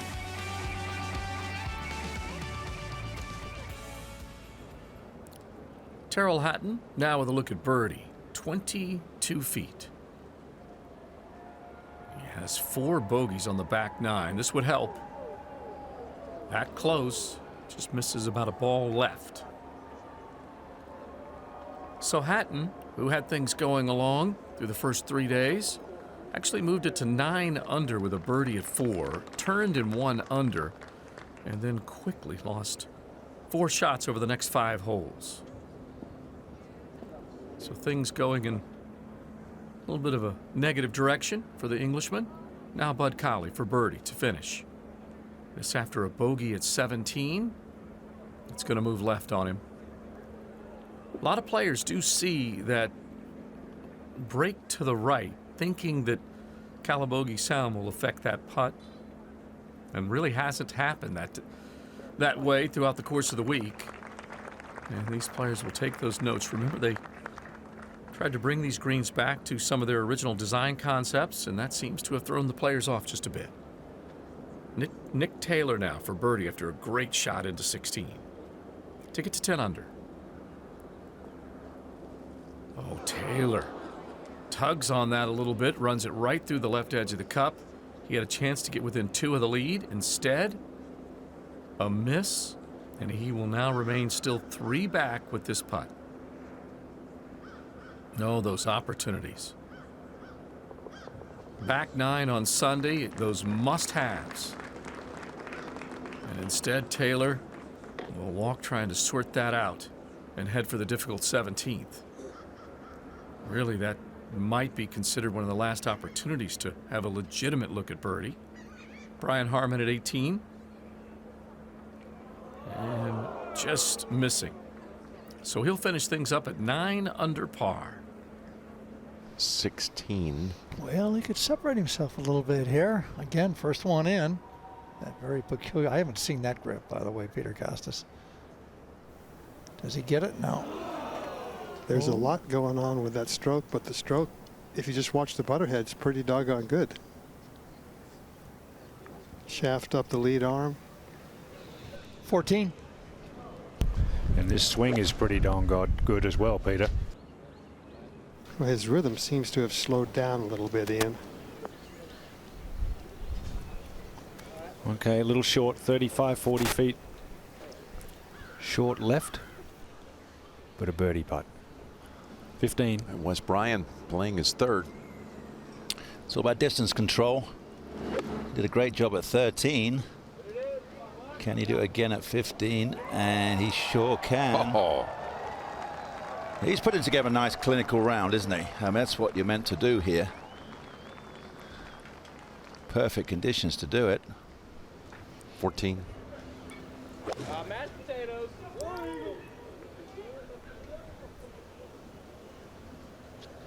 Oh no. That was the perfect length. That's what we were talking about before, and it's why this hole rates so highly every year. Toughest par 3 on tour. So many in the water here, and well, that's where Duffner has found it. That's Duffner pretending to be one hot cross bunny. Just wanted to touch a draw. That will be a difficult bogey, dropping further back. At 15. Right, to break out of that tie, Bryan for birdie. Oh, yes. He lives in Augusta now, though he was born and raised in South Carolina. Well, now one back. So obviously this, oh, great view here, worm cam. Everything's lined up just inside the left. Perfect. 41 weeks as the world top amateurs, so consecutive weeks, so he knows what he's doing. He won on the web.com last year, came in second. So he's got some good stuff behind him, good memories. Let's see if he can get it in. Two perfect drives here now on the 16th hole. Yardage 434. Can't hear him, so most of the guys hit 3-wood off the tee to this position. Pitch it 6 short, sir, or 5 short? Pitch it. A little bit further. Okay, 15 and what? Yeah, cool. You got it. Okay, they're going to pitch it short because of these bounces they're getting out here right now. Can't really hit the ball and stop it real quick. These things are running out, so he's got it figured out just about right.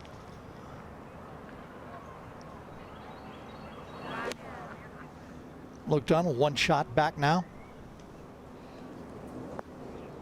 Threw it too far, but a bit. Not bad. Not bad the way he puts. He's got 18 feet there. Let's go to 14. 2 putts would be good from this range for Graham Dillette. Got the strength to get up there close at 15 for 2 perhaps. Hit the hole. Yeah, you could hear him in the distance there saying, whoa, whoa, whoa. He knew it as soon as he hit it. 16. Will McGirt. He's only 3 back. Do something heroic right here. There you go. There you go. There you go. Absolutely perfect. He's only got about 4 feet there for his birdie to get him within 2. And he found a dead towel there. Hopefully it's above the hole, so I got a chance to get it there. It is above the hole. You will have a chance to get it there, Will. 14. Well, it did cross the line there, so that's why Jason Duffner's putting from there. That is a lateral hazard. And how about, oh my goodness, it hasn't gone in. I was about to say, how about that for a bogey? It's leaning. That's unbelievable. Down breeze too, Nick. Is that moving? No, 1, 2, 3, 4, 5, 6, 7, 8, 10. That's what we allowed. 6 over par in his last 12 holes is Jason Duffner. I didn't see that coming. As well as he's been hitting it. Starting to putt better. Up to 18. I'm trying to lock in Patrick Cantlay. He's a 10 under, which puts him in a tie for 5th right now. Couple of seeking a birdie, but get that one out of his way, please.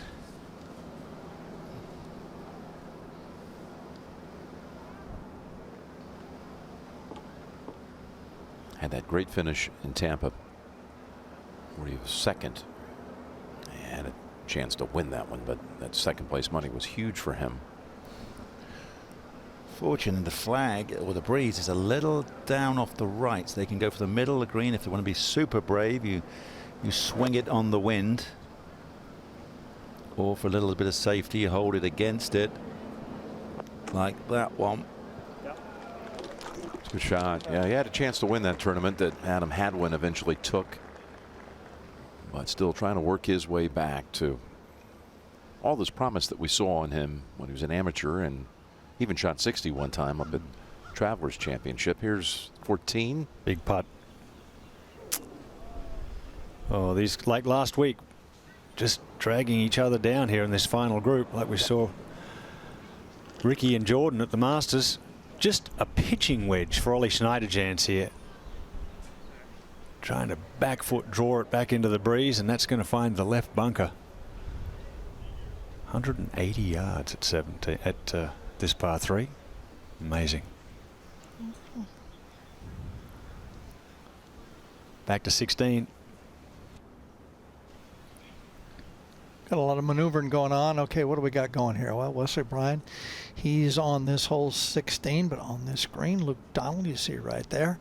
Luke is one shot back, and he's got about 15, 18 feet down the hill. It will go left to right. You got Will McGirt down here. He's only about 3-4 feet away. He is 3 shots back.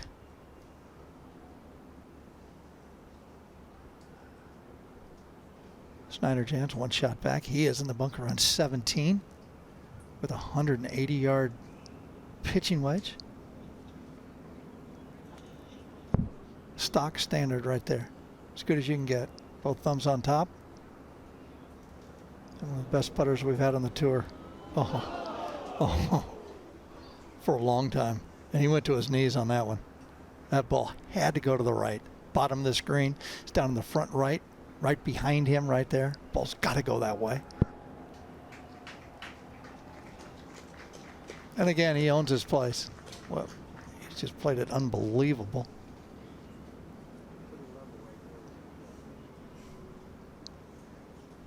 He's going to go away just shaking his head on that one. No way that ball didn't go to the right. Round ball, round hole, you know all the confusion.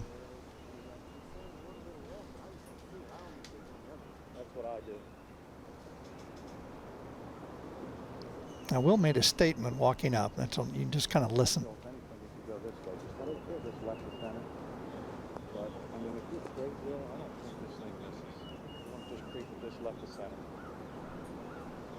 So creep it, just left to center, dead straight putt, straight down the hill. There's Wesley right there, watching away.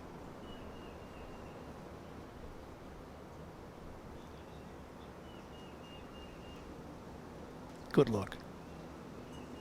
Crooked line. Perfect. How do you put a line on your ball and make it crooked? Now that would really confuse me. How do you line up a crooked line? Ponder that, golf fans.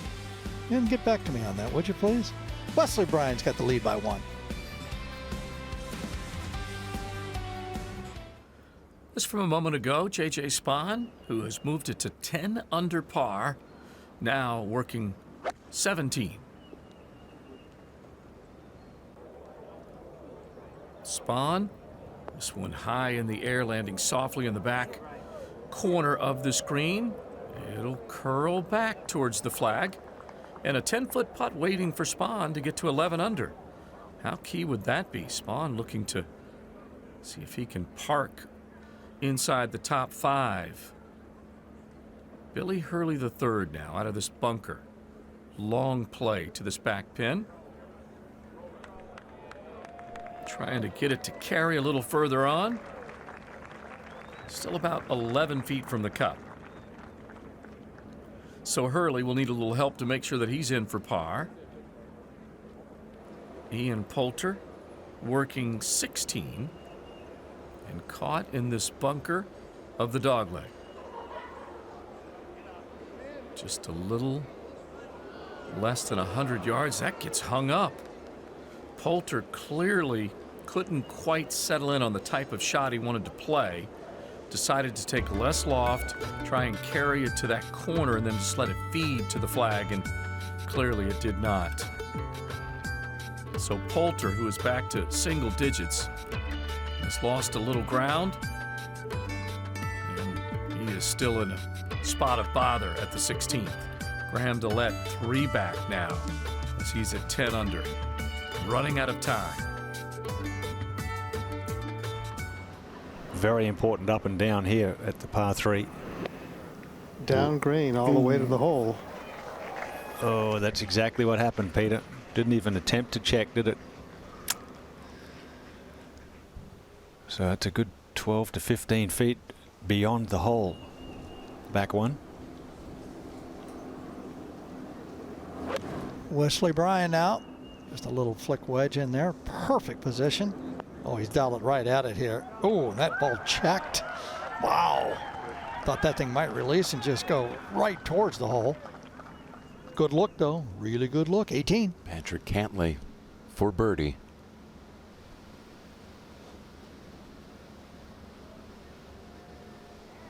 Gets him to 11 under. Fine round of 67. Playing with Billy Hurley, who actually delivered quite a talk today at the sunrise worship service right here on the 18th green. Let's go to 17. I don't know what it is, Peter, but I have not seen a putt hold here today. This whole location must be like a volcano. Breaks from every angle away from the hole. That was a perfect putt.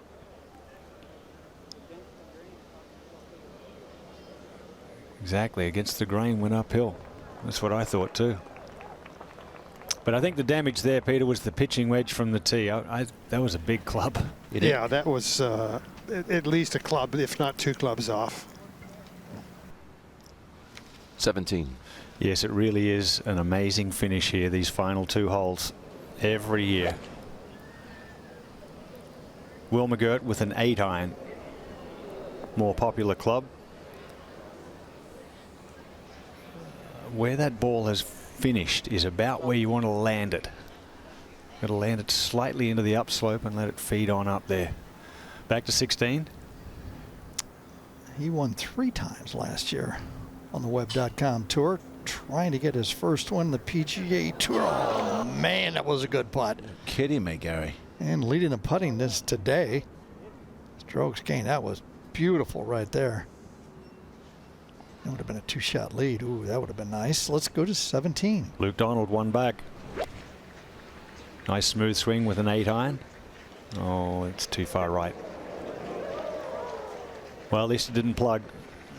He holed a bunker shot earlier today at the 11th. Wouldn't be a bad time to hold another one there, Luke. 6 times in the top 3 for Luke Donald, looking for a win here at Harbour Town. Wesley Bryan trying to lock him out.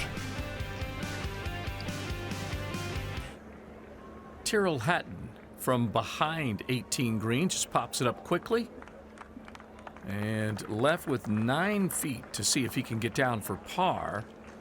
Last thing he wants to do is end this week and round with another bogey. He has 4 on the back 9, started the back half with 4 lost shots through his first 5 holes. He's been able to play 18 and 1 under par the first 3 rounds. Ian Poulter for par. Back and through, fairly straight putt.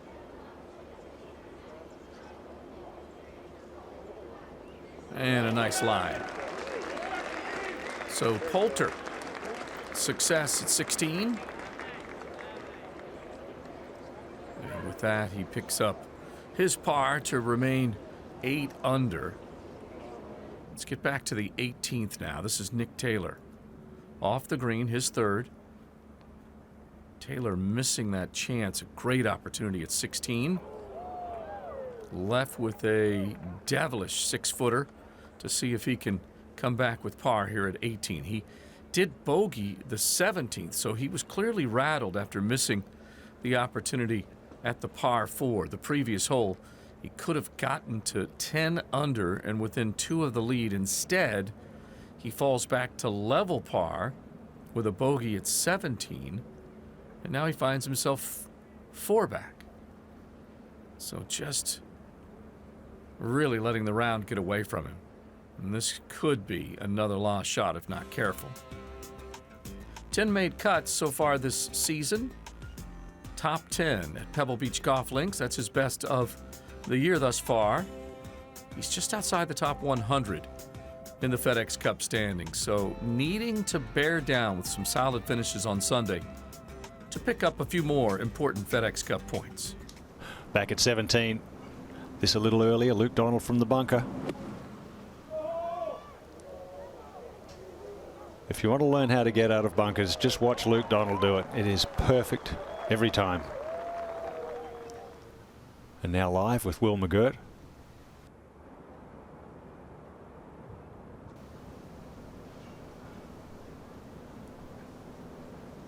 The only putt I've seen hold here all day was the tee shot from Peter Malnati.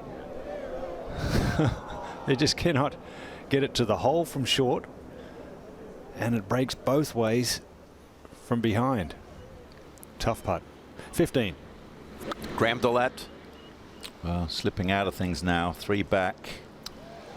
And you see the ball short of the green.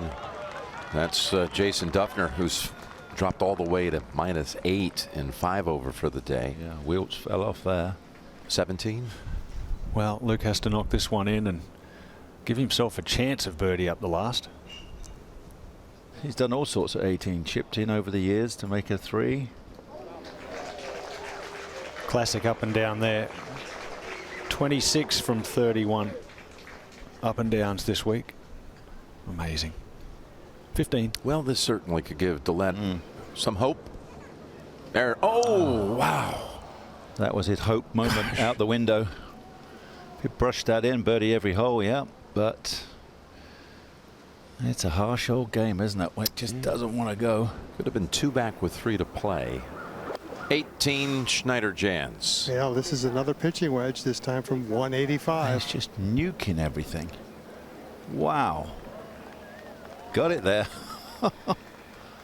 He really de-lofts his irons a Yeah. lot, Nick. So that pitching wedge was probably about an 8 iron by the time it got to impact. 17. Okay, Will McGirt knocked this one in, birdie the last to get to 12. Another good week for Will McGirt. Really starting to believe in himself. In really good form. So he'll make his way through the crowds there. Over to the 18th tee. Fire it up, Calabogie Sound. Now down on the tee at 17, Wesley Bryan. You know, he's chosen 8 iron after that. It was a pretty significant weight here, and a big gust of wind just came up from the player's left side, the short side over that bunker.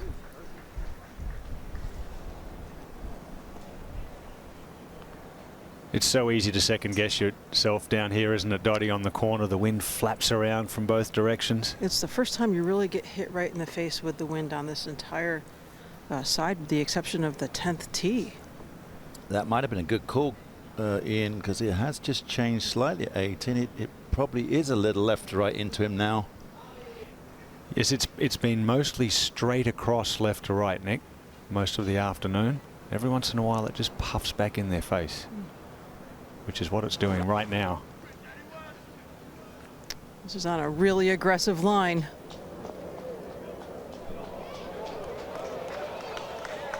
And that's the difference, just that little bit of wind. Exactly.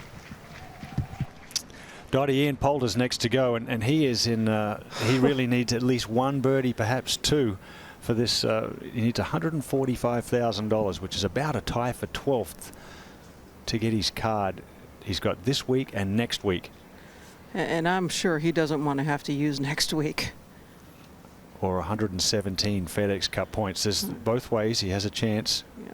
Coming off major medical. I watched him warm up this morning, and he seemed even more antsy than normal. It was a very, very quick-paced warm-up, and it's just a huge day. He made a great up and in at the last for a 4. A birdie or, like you said, 2 here would get the job done, but he's got to find the putting surface here. Missed wide right yesterday. Come on, wind. This needs some Just help a from the little- wind. It's going left. That's the best shot I've seen in the last 2 hours. Excellent. Yep, pin high, 10 feet. Well done. Come on, Ian, knock that one in.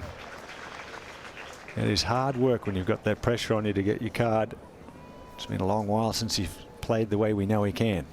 Let's go to 18. Luke Donald, one behind. Just like yesterday, 3-wood, downwind. So with the flag so far in the back left-hand corner, maybe just go right at the lighthouse, gives you a couple more yards of green to work with. But the ball is stopping quite well at 18, so that it's not the issue it was yesterday. It was McGirt before him.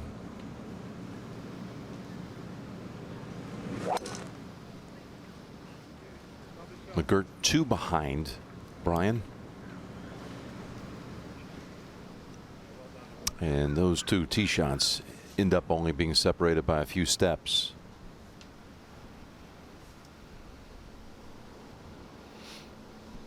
There's a beautiful view down. So flag in that back left hand corner, and literally 1 yard off the green left, the ball would go down into the hazard. So and there's plenty of long wild grass there, so you just don't want it rolling off. This is JJ Spawn playing with Ollie Schneider-Jans. This to go 3 under for the day, minus 11. JJ and Ollie actually tangled last year in an event on the web.com tour. It was won by Ollie in a playoff that included Spawn. It was a 3-way playoff. And this young man can putt his golf ball. I'm here to tell you that. We saw that on the West Coast, didn't we? Whew.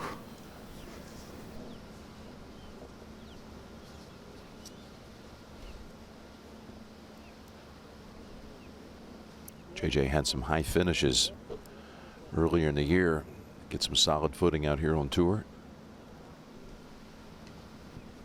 And now Schneider-Jans with a chance to get within 1. He's assured of having his highest finish on the PGA Tour. It's going to be his 4th top 10 of his rookie season. Should be just a little outside right.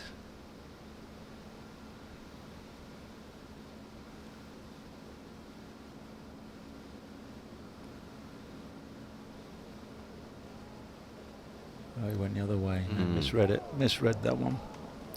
His family really tied to the Georgia Tech athletic program there. His brother Ben's a pitcher for the Yellow Jackets, and a good one. His younger brother Luke is a freshman on the golf team. He's already won a couple of events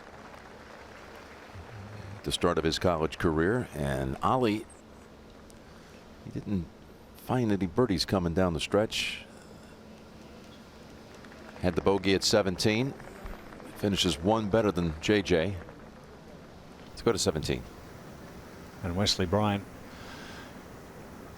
You mentioned he lives in Augusta now, Jimmy. If he could win this today, he'll be back there playing there next year. What a great treat.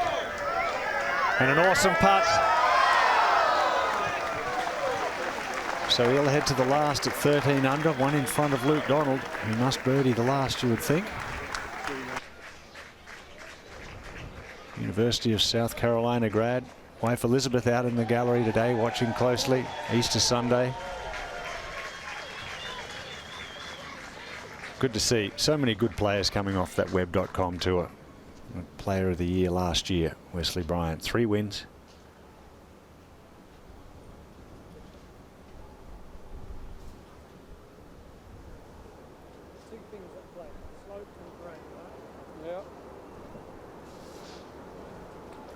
Terry Mundy, Ian Poulter's caddy, having a good discussion here. It's one of those putts.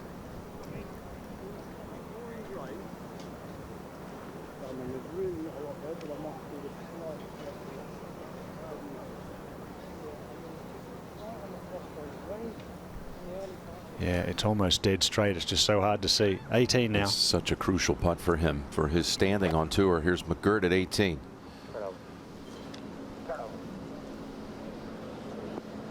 And it did just get over. You think about Poulter, how many times we've seen him hold crucial putts in the Ryder Cup. Oh, yeah. I mean, he knows how to make shots in the clutch.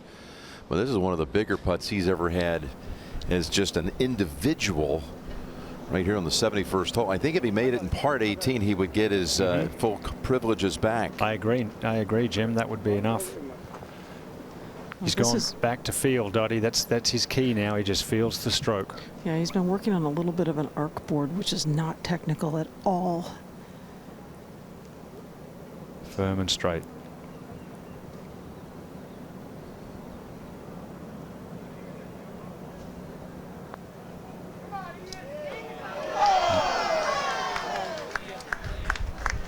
That putt is so difficult.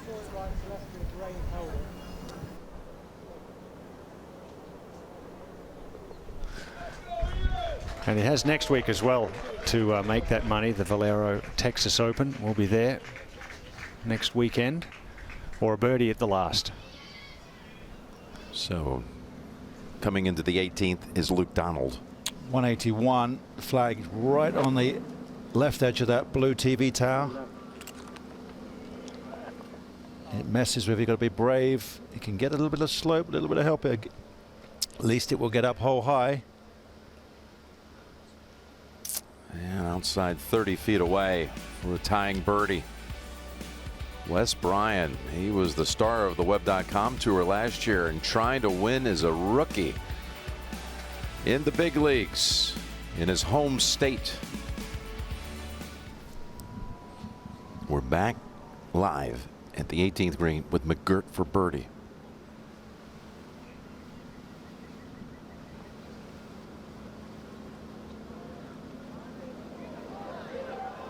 And he gave it a good go.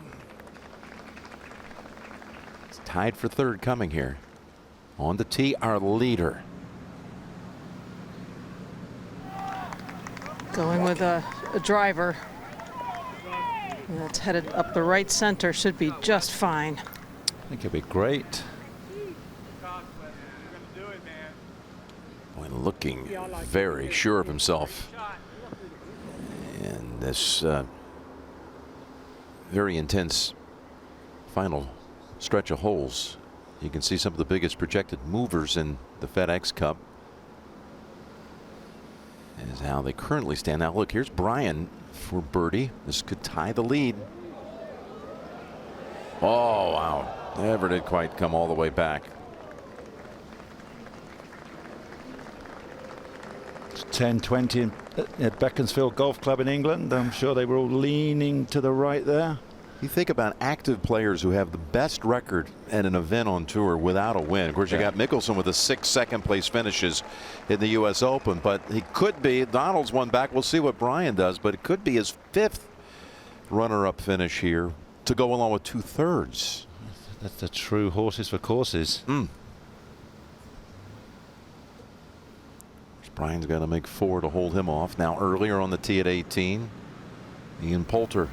Going with a 3-wood. Well, he definitely needs a 3 now this time.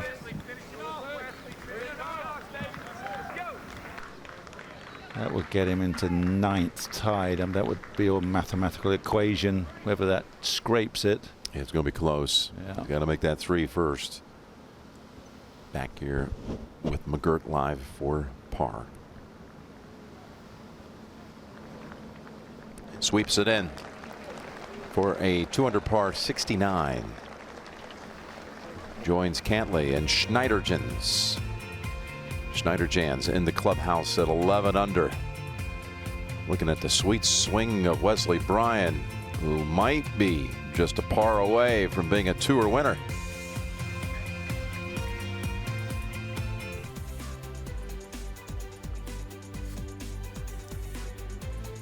Wesley Bryan in the fairway at 18 as he's hoping to have a shot at one more birdie at the last. Let's get to the fairway now.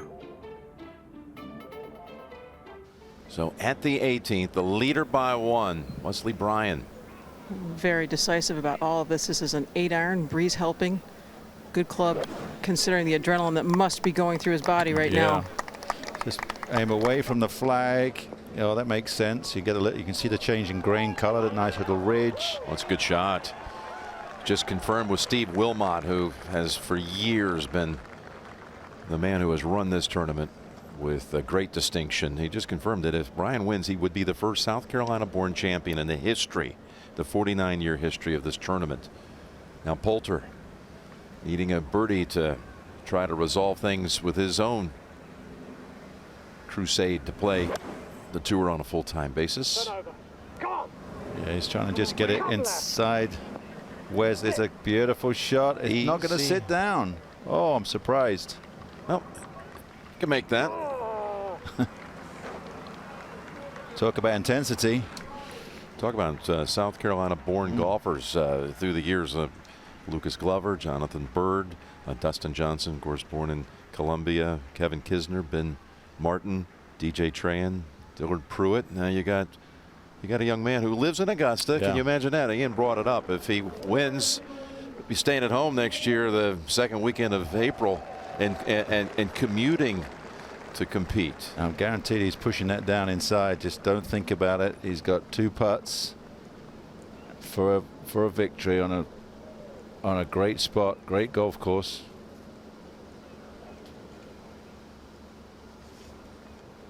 Yeah, you get all these FedEx Cup points, the exemption through 19. You get a spot on all these tournaments, and of course the Masters. But what a year it's been. You just think about it. This makes sense when you think about the Palmetto State.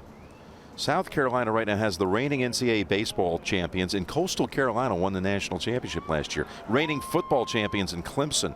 The reigning women's basketball champions. South Carolina just having won that title a few weeks ago. Of course, they had the Final Four team in the men's Final Four. South Carolina led by Coach Frank Martin. The #1 ranked golfer in the world, and Dustin Johnson. It's a good state to be. Been an incredible year for South Carolina.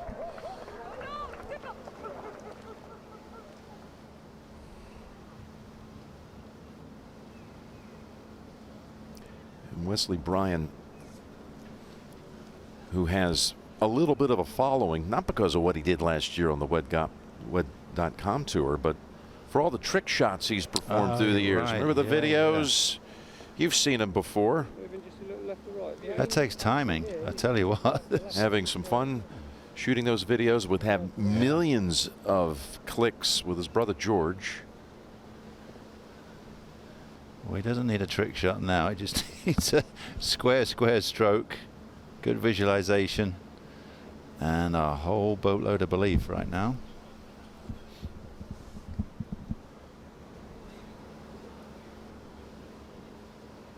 When you look at it, if he just 2 putts here, all that's left on the course is Dillette, 2 holes to play, but 3 back.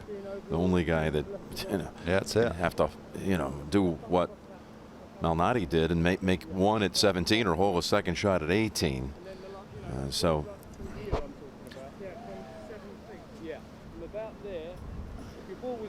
His biggest concern is his pulse rattling away. trying to read it, will it, do everything possible to jam this one in. He is in full grind mode.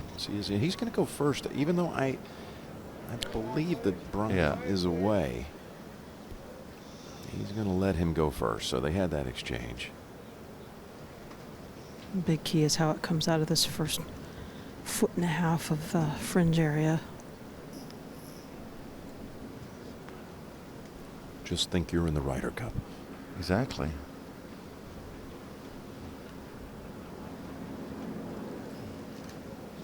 It's going left.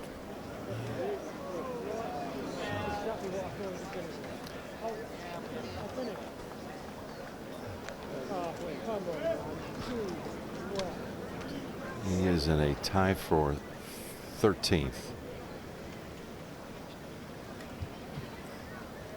Needed solo 12th and then all kinds of different combinations and ties if he was tied 11th, depending on how many players that were involved in that tie, etc.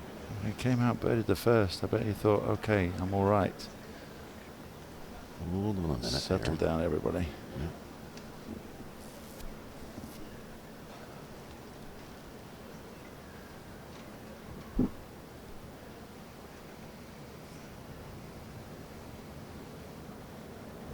Quick calculation. It looks like he'll need about a $40,000 paycheck next week at the Valero Texas Open.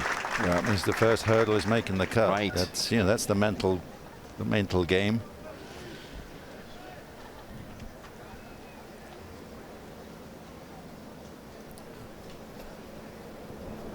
That is Wesley Bryan's mom, Valerie, on the left. And you saw his wife, Elizabeth, on the right. Just needs touch right now. Which he's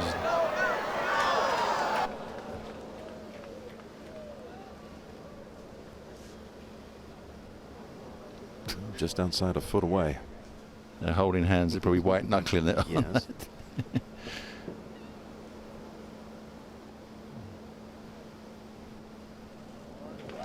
There you go. What a fantastic final round performance by the rookie, Wesley Bryan.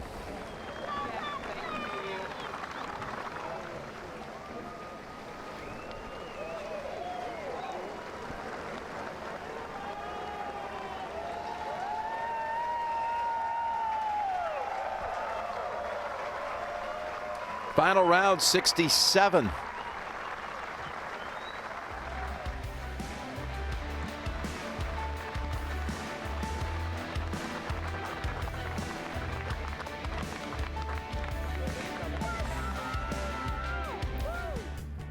Under for Wesley Bryan and Graham Dillette. The likelihood of trying to challenge him for a shot at the victory not to be, as he has come through 17 and trailing by 3 shots. Brian Harman finishing with a 68 at 9 under par. Brandt Snedeker, past winner here, also in with a 68 today. Ryan Palmer at 8 under. Russell Henley, a win a couple of weeks ago, just outside the top 25 this week. So Wesley Bryan can now begin to celebrate as a champion.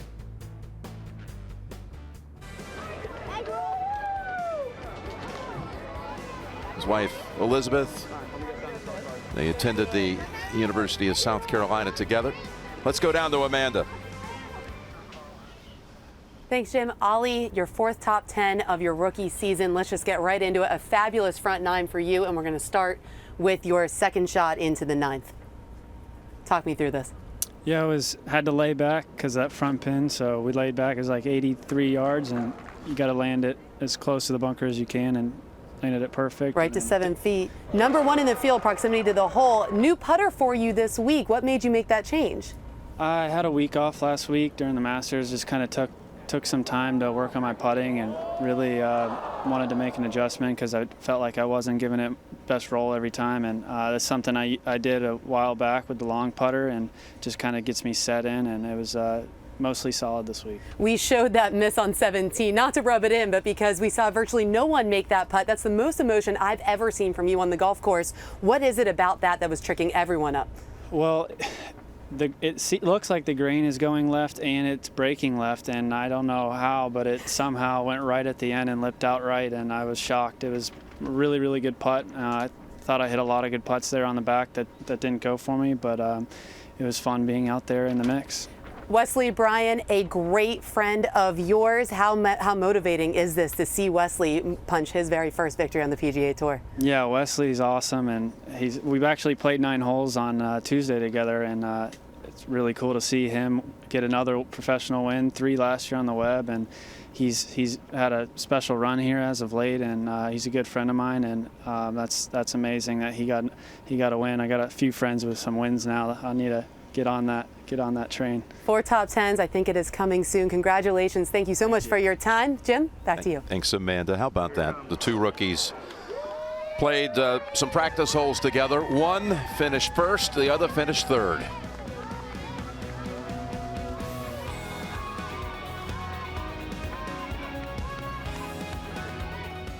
Wesley Bryan has that breakthrough win.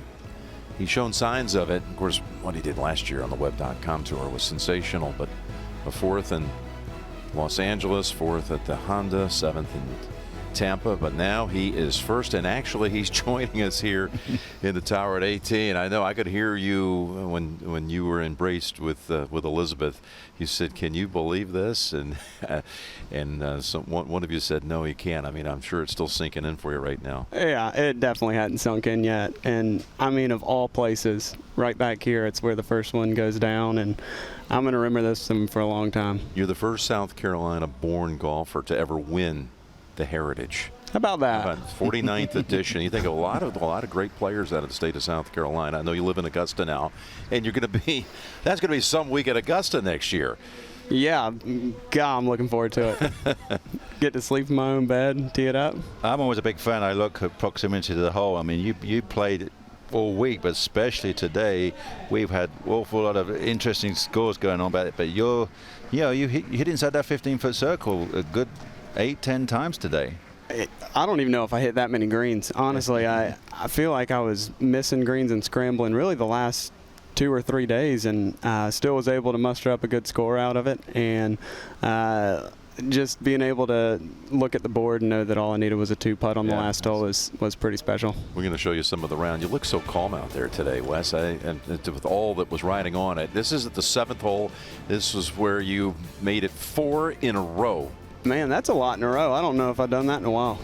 I thought it was going to just hang on the left lip, and it just went in right there, and I gave a little leaning fist pump for that one. Here's your second at the 13th. Yeah, this was a really good wedge shot. I mean, I had a perfect number. I knew that 110 yards is perfect for a 54 degree, and this putt was actually a lot tougher than it looked. Yeah. It looks like it should want to go a little bit right, but luckily was able to pour that one in. Yeah, it was wiggling just a little bit, and then this is at 15. Another perfect yardage, 90 yards, 58 degree, and just left myself the easiest putt that you could leave on that green. Then at 18, solid strike off the tee, second shot, and you had this left for your par. Yeah, I mean, I hit it a little hard, but it still went in. You didn't break out into the full victory celebration because you knew Graham was still out there. So yeah, I didn't know. I knew that something crazy was going to have to happen, but I didn't want to give it the full celebration. I'm just curious, what did you do last week during the Masters? Thursday, I went out and watched my buddy Russell Henley for a little bit. I just kind of wanted to see how it played in those conditions, and honestly, I just wanted to eat the concession food. So I went out there Thursday, soaked it up, the fan experience, and knowing next year I'll be inside the ropes will be pimento pretty cool. cheese or egg salad?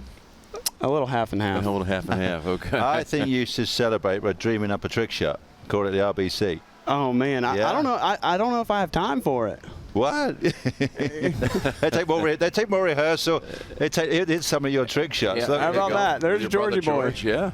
This is take more rehearsing than just standing on the range beating balls. Yeah, I wish George could have been here, but he's about to get on a This is a cool plane one. either tonight or tomorrow and head back down to Latin America. Sounded like you had some support in the gallery, though. Of course, we saw your wife and your mom as well. Oh, yeah, it was great. I had a bunch of go-cocks out there. That was really cool. This is cool. Look at this fella. Ding. What the TV won't show is I hit it the time before, but George flinched and went down a little bit, and then Didn't look actually, good. yeah. So you come into the year off of really almost dominating, I guess you could say, the Web.com tour. What were your goals being a rookie on the PGA Tour? Did you just achieve it right there today? Yeah, I knew I wanted to win, and coming into the year, I wanted to win before Augusta. I wanted to tee it up there, but I guess the week after Augusta is not too bad. Was it really as pressure-packed coming down the stretch as you thought it might be when you would dream about trying to win on the tour? You know, honestly, I wasn't nervous at all day, it. and then number 17, I got up and honestly, I just threw up a little bit in my mouth, and I was like, well, shoot, I guess this is what nervous feels like. And there you go. Yeah. That's what it's all about, so folks. that's how it went down. But then I was able to get it back together. That's how we describe it. I don't even know if I'm supposed to say that.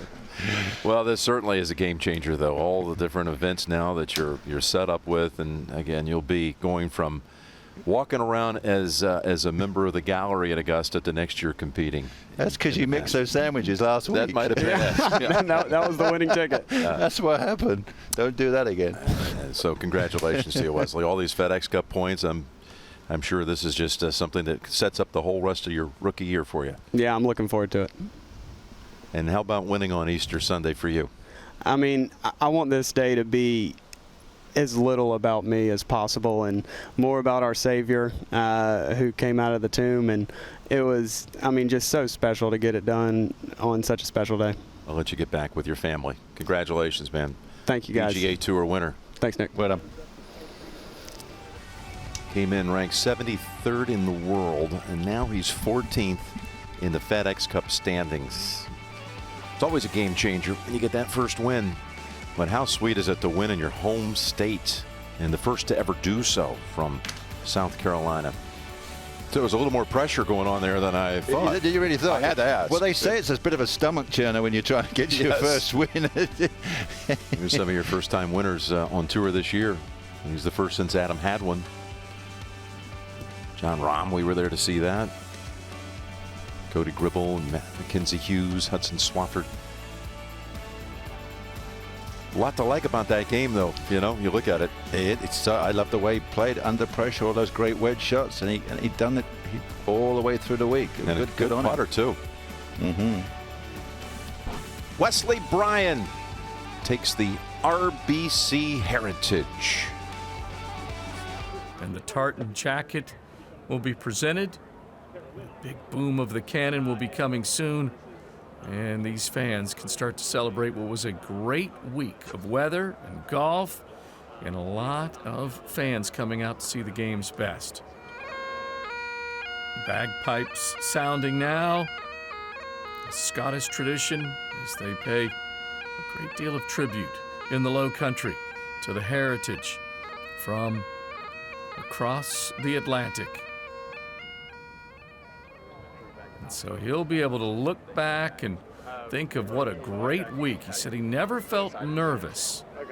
And that is probably thanks in large part to 3 wins on the Web.com Tour last season, which gave him a great deal of confidence in this type of a moment. A championship setting, and he was able to hold on. And really, it was anybody's tournament to win as this day unfolded. Lots of names at the top of the leaderboard at one point or another.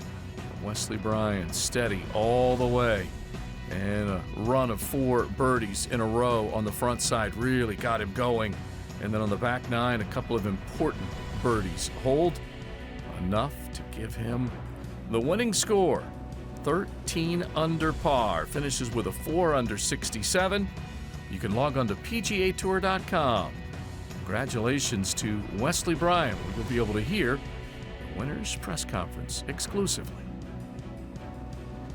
This concludes the PGA Tour's final round coverage of the RBC Heritage from Harbour Town Golf Links in Hilton Head, South Carolina.